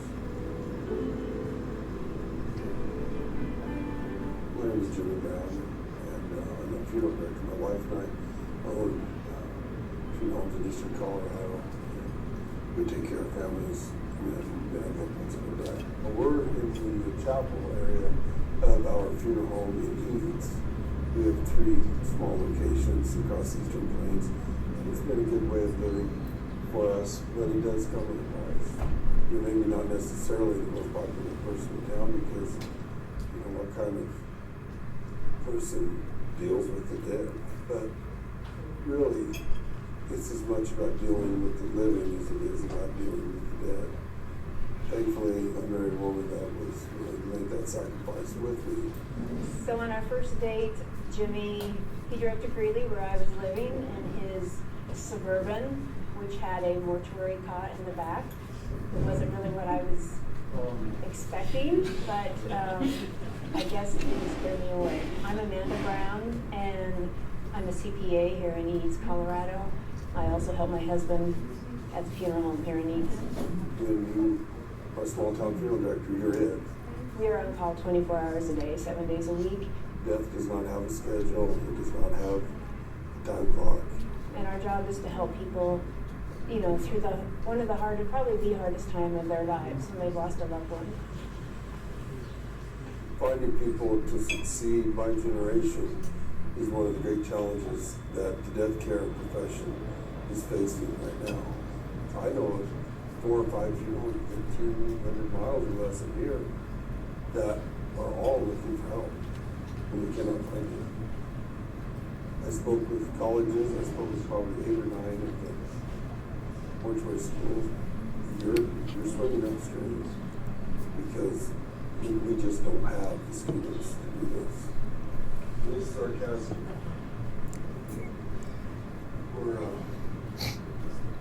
proud of the fact that all 3 of our small funeral homes, we still offer families the opportunity to see, feel, and touch what it is that they're going to be placing their loved one's body in. As of a few months ago, there was over 1,100 funeral homes in the United States of America in search of funeral director involvers. And it's a problem that is on the horizon, and people need to be taking this seriously because whether we want to admit to it or not, there will always be death, and the dead must be taken care of. I've been helping out everywhere I can, sometimes working funerals. I'm a parkour, and I'm going to be a freshman at Eads High School. This summer, my Uncle Jimmy, he asked me if I was interested to come help at his funeral home. I told him, I said, listen, if you think you have an interest in this, I'd be willing to give you the opportunity to determine whether or not you feel called to do this work. I still don't really know exactly what I'm going to do, but I do think that this business would be good for me. I've watched him grow up. I've observed his temperament. I think that temperament he saw might have been like just sort of personality I have. I felt that he had the potential to do this work. What we do, what our family does, It is more than a job. We're called to do this. Rarely do I see a strange face in the families that we serve here. Because of that relationship, they expect more of you. They're not calling you because of where your building is located. They call you because you're the one that they want.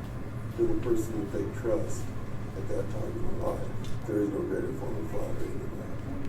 So I graduated from the University of Central Oklahoma. I actually completed my coursework in December of 91. I began this work in 1988. We went out at funeral home meetings. Everybody was closed. The courthouse was closed for an hour. Funeral procession went down Main Street. Regardless of what church it was at, folks would be standing on Main Street with their hat in their hand. Everyone came to a funeral. It was funeral was top priority. When someone died, the community grieved as a whole. Funerals are still important. Funerals are still well attended, but nothing like the industry. I'm growing increasingly concerned about the lack of respect that we have for the dying process. The world has tried to convince us that our lives don't matter, but they do. Each and every one matters.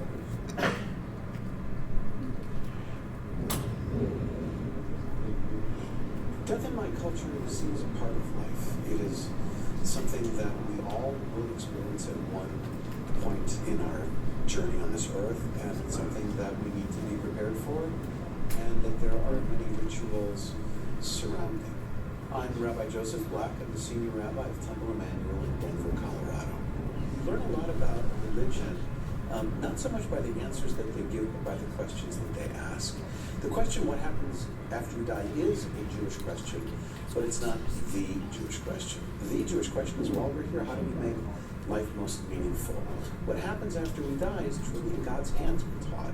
There is a belief that there is a separation of our physical selves, our bodies, which goes into the ground, and our souls return to God. After that, you can find reincarnation, you can find ideas of heaven and hell or purgatory. You can find almost anything in Jewish tradition.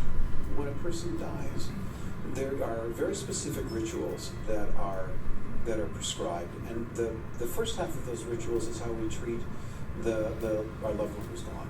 So in terms of how we prepare the body, in terms of how, when the funeral takes place, preparing for the funeral. Once the body is buried, then the focus shifts away from the deceased to the mourners, and how we as a community can support them, can honor the memory of their loved ones, and walk them through their journey of grieving and mourning and being part of a community that embraces them in their time of loss.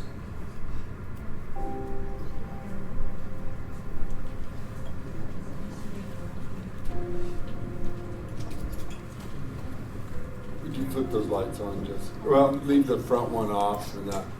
No. Sure. So the purpose of what I wanted to show you here was there's a lot of different ways of doing things today. Most of us in this room, if not all of us, remember when things were almost always the same on every occasion. And so this, what I put together for you here is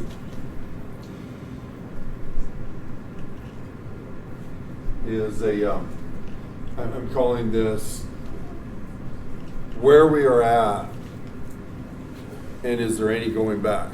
How did we get here? So probably just curious in the room, how many here have been serving families for more than 10 years? How about more than 20? More than 30? More than 40? Anybody that old? Got it. Are you seriously that old? I had her since my birth. Yeah. You know, things have changed over time. How do I operate this thing? How did we get here, and is there any going back? This is a look at the last 35 years of death care. It's an honest assessment of where we are today as funeral professionals. So, what is funeral service? We all, I think, can agree that we do care for the dead, we do care for the living, and honestly, we care for both. Funeral service today is it really? How many would raise their hand and say it's 35 years? It's changed a lot. It's changed a lot. You know, and what that role looks like. We all have different experiences. We all have different environments that we work. We all have different communities that we serve. We have funeral professionals in this room that serve hundreds and hundreds of families a year. We have funeral professionals in this room that serve dozens. And the dozens are no less important than the hundreds, because families are families. They're all worthy of our attention and our care and our concern. So how have changing consumer expectations, cultural attitudes, and technology and business practices reshaped this profession that we serve? To understand where we are today, it's really kind of worth looking at a little further back. What disposition options were available to the families in 1990? That's, some of you go further back than that, but that's what I'm talking about here today. I'm going back about that far. And in 1990 versus today, how did families care for their dead? And what role did funeral professionals play at that time? By examining the evolution of death care over the last century, and especially over the past 35 years, we can better understand how this profession has changed, what has remained constant, and what the future of our funeral service may look like. Do you remember, I want to ask a few questions, you don't have to be personal about it, but how many of you remember your first day at the funeral home? How about, do any of you remember the first time you went on a removal? Remember your first one? You know, how about the first funeral service that you worked? Here's a big one for me. How many of you remember their first infant death? How about your first teenage suicide? How about the death of your first family member? Someone in your family? How about the first time you witnessed a cremation? Remember that? These are all events that were monumental in our lives as funeral professionals, and it's important, I think, for us to look back on those occasions because it will help us as we continue to serve families moving forward. This is a picture, Jessica sitting here. Her brother his name was Wesley Bournes. This is at the Eats High School. And this is just a small caption. We had people who went clear further to the right, had a whole other set of sections in the back. Her brother Wesley was 15 when he passed. He was on an FFA trip in the mountains. Granby. Yep, in Granby. And he had been battling cancer and childhood cancer. This was in 2002. We had 700-800 people at this funeral service. The purpose of this picture, I'm just showing you, look at the flowers. We're going to talk about that a little bit more here in a minute. Do you remember these moments that are impactful to us? They stay with us. They shape us. They challenge us. They remind us of why we chose this career path. It's often important to look back and remember where we've been. Reflecting on those experiences can help us understand where we are at today and provide direction or where we might be going tomorrow. In a profession built on serving others through some of life's most difficult moments, taking time to remember our own journey can be both humbling and meaningful. I think that's a profound statement. Let's talk about 1990. I remember this just as plain as day. In 1990, a Batesville Tiger Eye 16-gauge steel casket, which if you can even find a 16-gauge steel casket today, had a wholesale cost of $584. Remember those days? Average cost of an adult funeral was $2,992. Now that's not counting caskets and vaults. The cremation rate nationwide was 17%. Natural reduction was 1.6. Natural reduction rate in Colorado, we don't have any data from 1990. And the cremation rate in Colorado was 52% in 1990. Nationwide, it was 17. There's some significance to that. Average age of death nationwide was 75.19 years, and the average age of death in Colorado was 76. This is interesting because I wanted to just show you some old funeral contracts. This one here on the left is Ralph Peacock. This was old Sam Peacock's dad. Okay, Peacock is a name synonymous with the Arkansas Valley, and it's interesting to me that I don't know what a porcelain vault might have looked like. Anybody have any idea what a porcelain vault may have looked? I've never seen one.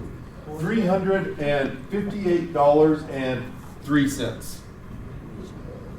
But the casket was $10.90, and the sales tax was $43.44. The telephone and the telegram was $28.96. The total funeral bill was $1,520.43. Does anybody see a professional service charge in there anywhere? No. The one on the right is the one on the right was my grandfather, Kenneth Brown. He died in 1977. Someone with better eyes than me may have to read that. Essentially, I remember he was buried in a Wheatland oak Batesville casket. Remember those? I remember that. And the total bill, what's that say, Joseph? 27, 20? Wait. $633. Less than $3,000 in 1977. However, in 1977, a 3/4 ton Ford pickup was less than $7,000. Yeah. How do I make it move? Oh, it moved. How do I go back? Another button. Back button. This is my grandmother's funeral contract from 1982. She was in I remember it was green. A Moonstone. Remember the Moonstone green Batesville casket? 20 gauge steel? $1,633. That's pretty good. They get some money for those babies back then. And but the total bill was $41.49. Professionals, well, that included the monument. It had a $1,000 monument on it. 1982. This is my grandmother's. Here's some cremation information from 1986. You can see here, it's just not a lot. Let's just leave it at that. Who was dying in the 1990s? This is what I want us to, this is where I get pretty excited about talking about this. In the early 1990s, the members of our greatest generation were beginning to pass. I tell people every day, it's been the privilege of my lifetime to have served and buried the greatest generation in our nation. And I'm speaking about the World War II veterans. They were beginning to die in 1990. They were in their late 60s then. Most of them were born in the early 1920s. And we all remember that, we were beginning to bury our greatest generation in the early 1990s. We're about through that phase in our professional careers. There's very, very few. I know we've only got one left in our county. I don't know how many you all have, but we have one. He's 107 years old. And we have one. His wife died just 3-4 months ago. She was 106. And but it has been our privilege and honor to have buried them. These were folks that endured the Great Depression. They answered the call of their country, and they built our communities that we live in. If we're honest about it, they built our communities. And they were special people. Did their views on death and dying differ from those of the generations that have followed? I would argue that they did. Was it their deep-rooted faith, their strong sense of family and community, the traditional nuclear family structure that shaped much of their lives? That's a whole other discussion right there. The nuclear family. The patriotism and the commitment of duty. or perhaps the values of sacrifice, resilience, and service that defined this generation. In the 1990s, honoring the dead was often a community responsibility. Funerals were well attended by family and friends, neighbors, co-workers, and church members. As we reflect on that era, let's ask these questions. Has our relationship with death changed? Yes. I would argue that it has. What can we learn from a generation that approached death with reverence, duty, and community involvement?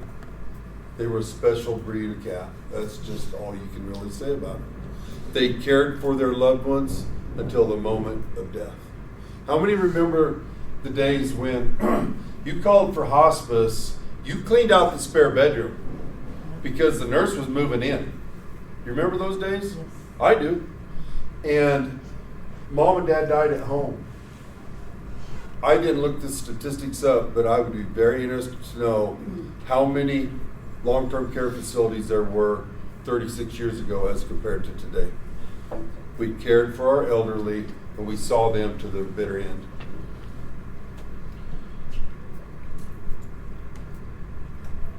So, traditions of burying the dead 35 years ago, embalming was almost without question. How many remember the first time you had to ask a family for permission to embalm? It seems like just yesterday, but it's been a while. You know? Funeral arrangements, conferences were often conducted face-to-face. Nowadays, half of what we do is done via email, over the internet. Multi-day visitations, those were big deals, weren't they? Funeral services were typically scheduled within 2 to 5 days following death. I don't know about the rest of you, but we're scheduling stuff out clear into December on deaths that occurred in January. It just goes on and on and on because people cannot be bothered to care for their dead. Attendance was extraordinary. Churches and funeral homes were filled with family members, co-workers, neighbors, veterans organizations, church groups, and friends. Paying one's respects was viewed as an important community responsibility. In our communities, our churches just simply weren't big enough. They just simply weren't. In that little community of Kit Carson, Colorado, there's 160 people there. And I can tell you, in 1990, the average funeral size was over 800. Absolutely amazing. Every funeral was held in the high school. Every one of them. It was just incredible. This is just a picture from my grandmother's funeral in 2001. What I'm showing you here is flowers. We're going to talk more about flowers. Funeral processions 35 years ago were long. They were well escorted and meaningful. Motorists pulled over, hats were removed, communities paused as the deceased made their final journey. Live music was the norm. How many remember those days? When we had organists, and pianists, and soloists, and family musicians provided personal and we never used recordings. Veterans were honored with fully staffed honor guards, often composed of fellow veterans who understood the sacrifice made by the deceased. After the service, families gathered for community meals filled with food, stories, and laughter. This is just a picture that I threw in here because I think it's cool. This is a 1992. That's in front of the United Methodist Church in Eads. It seats, you can cram 400 people in there if you use the entire upper level. The first car is a 1973 Cadillac S&S Masterpiece 3-way. I still have that car. It's in Shiloh. Yes. The second car is a 1975 Cadillac 4-door limousine that's never been stretched or converted. It was manufactured by Cadillac as a 4-door limousine with 31,000 original miles. I still have that car. The third car is a 1972 Cadillac that was a piece of junk, and I no longer have it. I just thought you'd like to see that. Flowers and flowers and flowers. Remember those days? Yes. Anybody who was doing funerals in the 25 years ago, you hate flowers today. Clergy cars. when I started, you took a clergy car, a pallbearer car, a funeral hearse, and a family car. You had 4 funeral professionals working every service. Funeral processions commanded respect. Funeral flags were displayed, headlights were on, motorists pulled over, and burial halls have evolved as well. Thank God we don't use the pine box or the fiberglass anymore. This is just more flowers. We used to have all our funerals in high school gymnasiums. Let's look at today. A Batesville Tiger Eye 16 gauge casket, wholesale, if you can get it, is $3,200. Cremation rate nationwide is 63.4%. Natural reduction is still less than 1%. Natural reduction in Colorado, we still don't have any data. Cremation rate in Colorado currently today is 75%. The average age of death nationwide is 77 to 78 years of age, and in Colorado we live a touch longer and go clear to 80. Direct cremation nationwide averages between 1,000 and 3,600. Direct cremation in Colorado is 1,000 to 2,500. Cremation with memorial service nationwide is 55 to 63. Cremation in Colorado with memorial service 5 to 9. Average cost of the adult funeral nationwide is $8,300. That does not include merchandise. An average cost of an adult funeral in Colorado is $7,000. Anybody see a common denominator? Colorado is at the bottom. I could go on and on about that, but I won't. What are the options for disposition now? Traditional earth burial, we do some of that. Cremation, we do a lot of that. Natural reduction, it appears we don't do much of that. Entombment, alkaline hydrolysis, that was the purpose of the first presentation I wanted you to. There's a company that does that. They gave a presentation at last year's CFDA convention. Green burial, we've all heard that word. Anything else that anyone else that can think of that's different? And there's a shame on you. Naughty word. Why all the change? You know, a lot of people think it's just about money, but it's not. The most commonly cited reason is cost. But you have other things you've got to consider as well, and I think they're equally as important, and I think they drive it as much as cost. And that's geographic mobility. Families don't, the nuclear family is a thing of the past. That lady standing in the back right there, I'll just bring her to your attention, Raina. She's got like 746 first cousins. How many are there, Raina?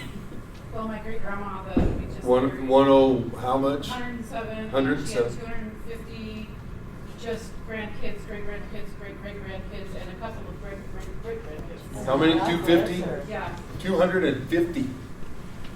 That's what you call a nuclear family, folks. And changing religious views. We all know that those have changed. That was part of the purpose of the presentation early on, so you can see there's a number of different ways out there. Less familiarity with death. I'm pretty passionate about that because we all, and I assume you all are, we watch the way that that people treat the dying, and I think it's a direct reflection of the way they treat the living.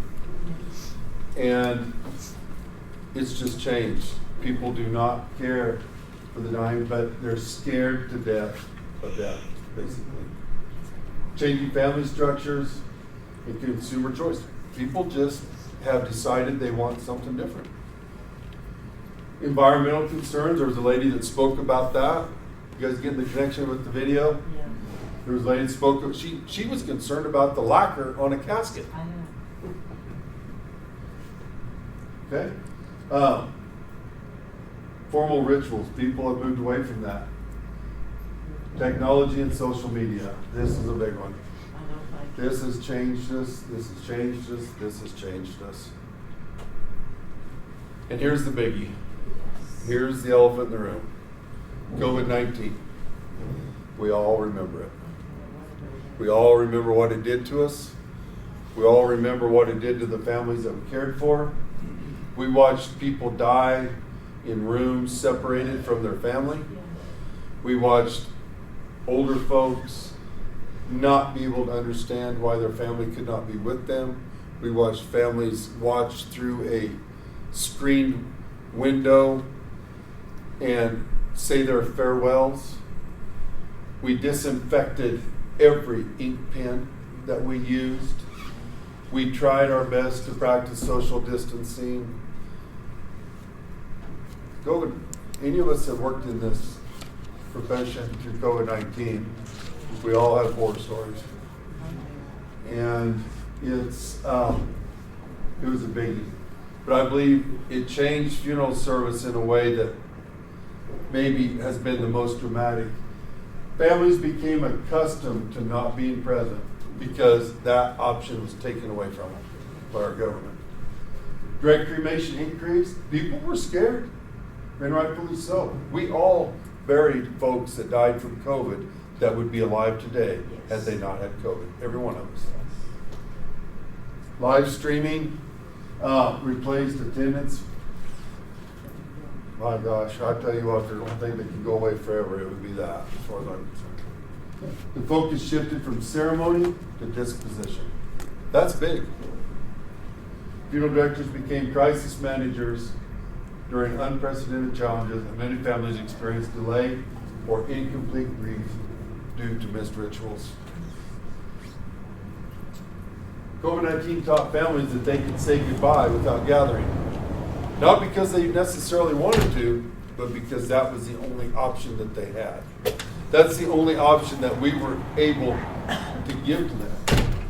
So we need to ask ourselves whether that lesson helped families heal or simply made death easier to avoid. What do you think?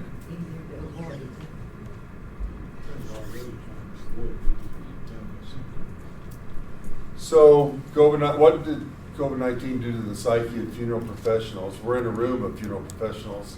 Every one of us have stories. Every one of us have memories. Every one of us have recollections of what it's done to us. I remember the first COVID death. How many remember the first COVID removal he went on? You know, I wasn't scared of dying. I had been through swine flu. I had been through Hep A, Hep B, Hep C, SARS, hepatitis, and for those of us who were working in the late 80s, early 90s, HIV. I wasn't scared of the virus, but what I didn't want to do was take it home to my family. We were disinfecting our shoes in bleach. We did not want to take it. We had work to do. We had been called to care for the dead that had died. I remember vividly my first COVID-19 removal. I didn't know what to do other than just be careful as I knew how to be. Personal loss within the profession. We all, probably everyone in this room, knows someone that we love or cared about that died from COVID-19. It created a heightened awareness of mortality and a constant fear of bringing COVID-19 home to our family and loved ones. Would you agree that the changes in death care that may have begun as a response to rising costs have evolved into something far more significant, reflecting a broader shift in culture, values, and the way society views death and remembrance? I'll argue with you that it started with cost, but it's evolved into something much different than that today. How many here can remember the first time you sat down to make funeral arrangements with someone and they said, "We don't want a funeral, we want a celebration of life"? Remember it? Yes. Oh my goodness.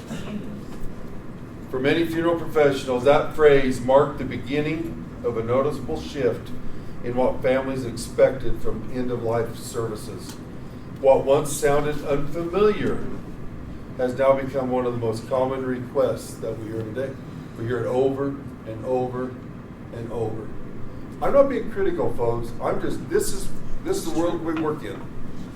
This is the world we're in. So what is a celebration of life? I sometimes wonder if the rise of the celebration of life reflects more than a change in terminology. Has it become for some families a way to avoid confronting the reality of death? Certainly celebrating a life lived has tremendous value, but in our desire to focus on the joy, have we become uncomfortable with the grief?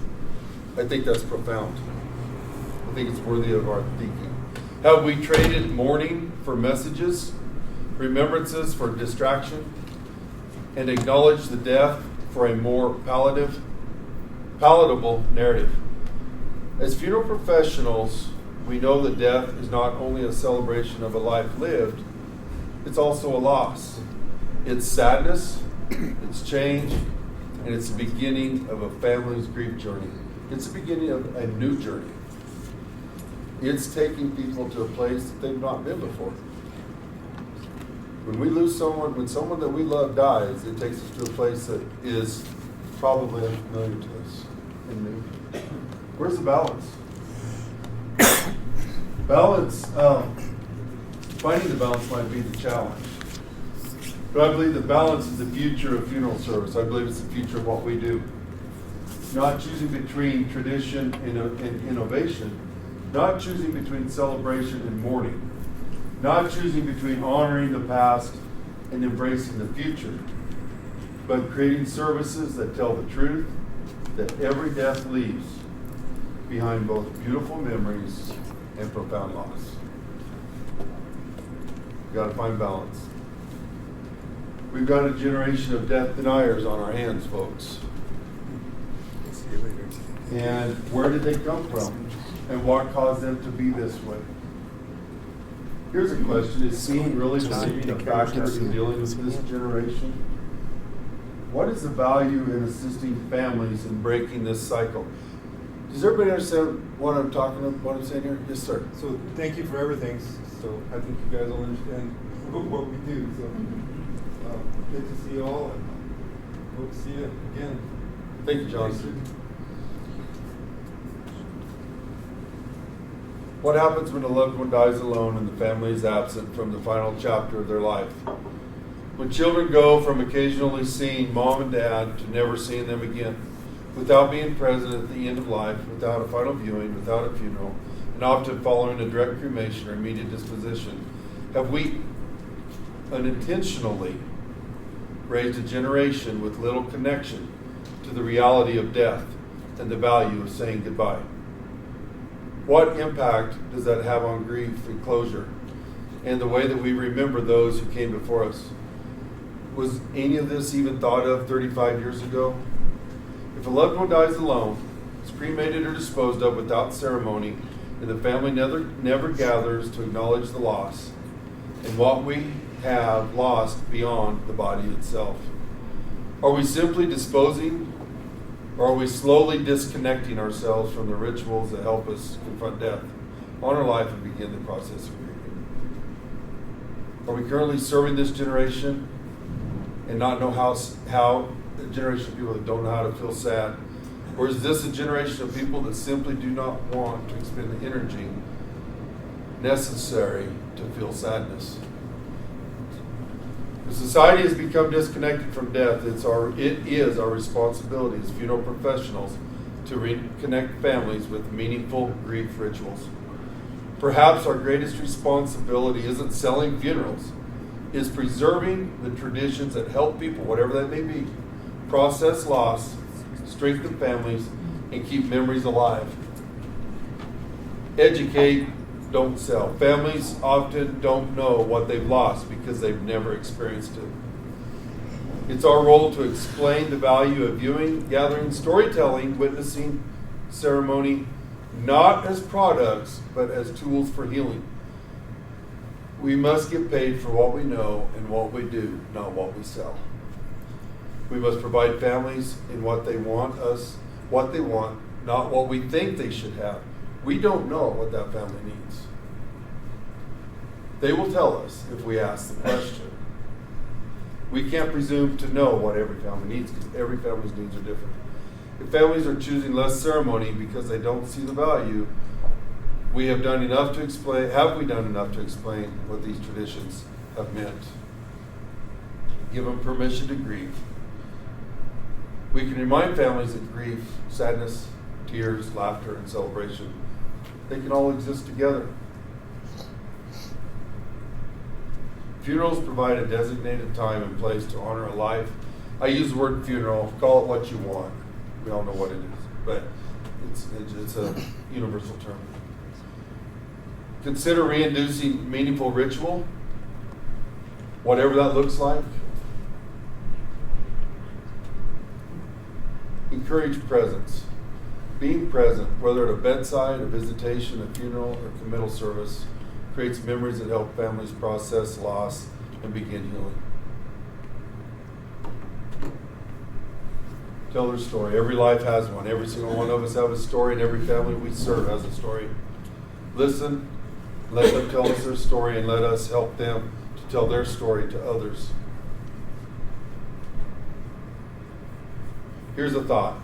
Perhaps the future of funeral service is not convincing families to return to the traditions of the past, but helping them rediscover why those traditions exist in the first place, and the value that they bring to the process of grieving.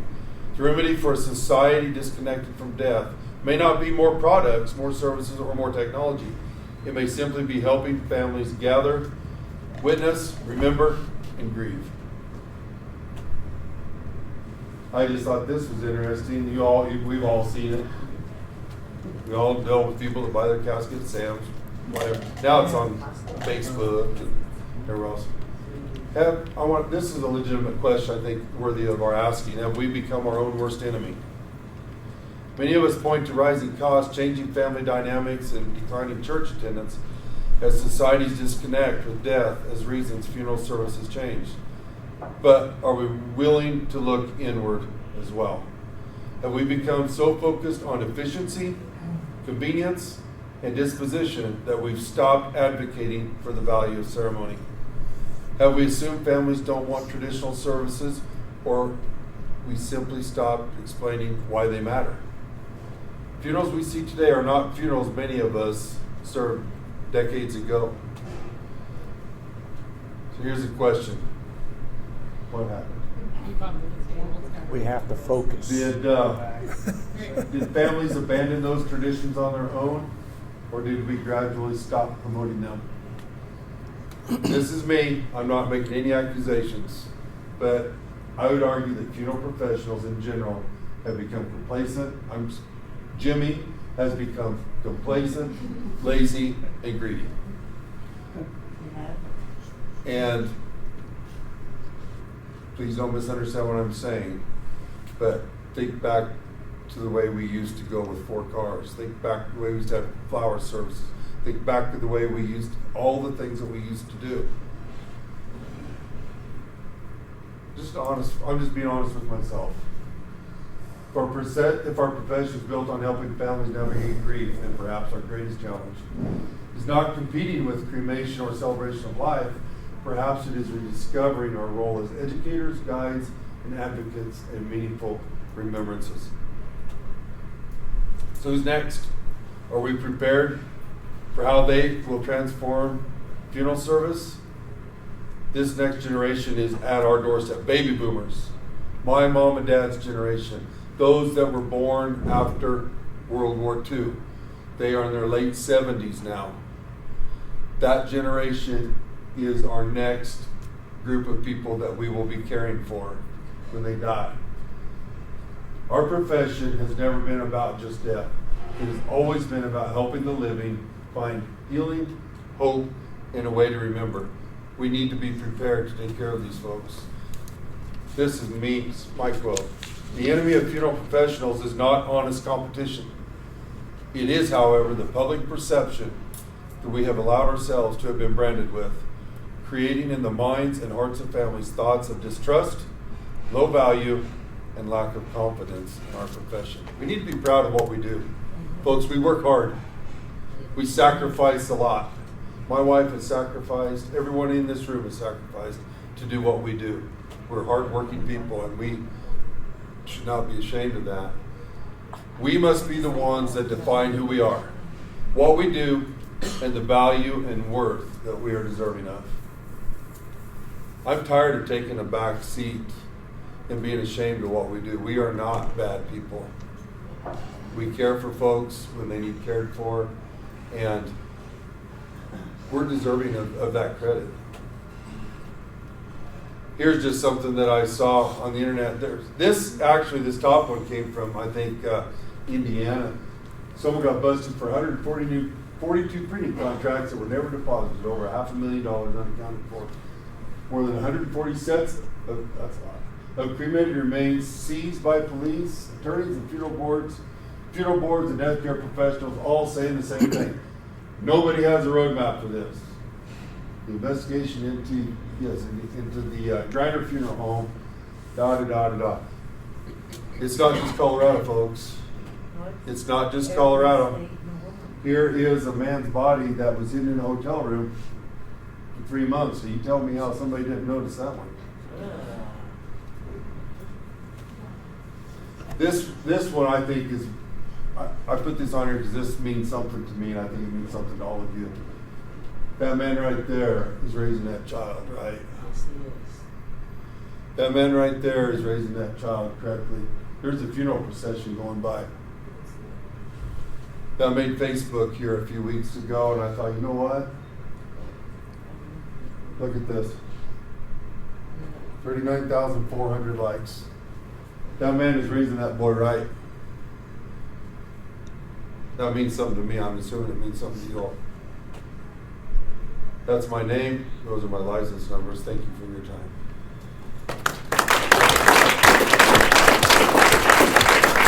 So we're going to have your supper. What time? Dang it. Exactly 1:45. That's exactly what I thought. Your supper will be coming in at 7. And for those of you that ordered, we have a special guest. Would you flip those lights on in the back? I want to thank Donor Alliance. They sponsored, there will be some drawings, and we're going to do that now. Teresa, do you have your bowl? And Teresa is going to, would you like to come up front here? And Donor Alliance was gracious about sponsoring tonight, and they're giving away some gift cards.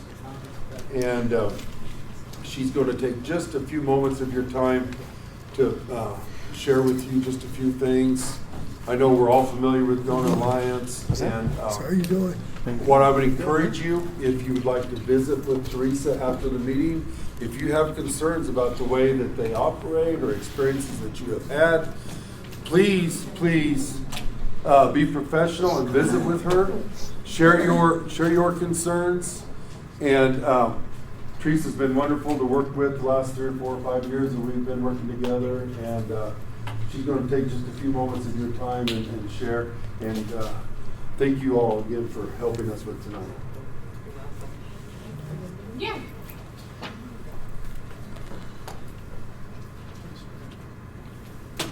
So you want to do a round? You want to do one now? No, do them all. Okay, do them all. Just make sure you get mine. I don't. Where's mine? All right. Hold on, you can't draw yet. I don't have one in there. Does anybody else not have a ticket in the bowl? Well, no, hold on, don't draw. Okay, we're not drawing. Pause. If you need to put a ticket in, just let us know, because literally no one's put a ticket in? Well, I did. I was told the whole. You keep one. I think it's probably just That's Jimmy. your half of the ticket. No, it's literally just you, bud.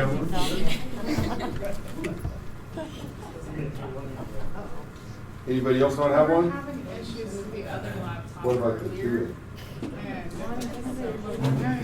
You guys, everybody got one? Yes, sir. It's $50. Yeah, What about the rest of you? That's a lot.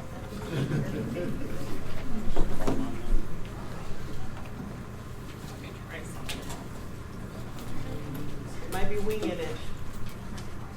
I got 4 cents. I believe in you, Miss.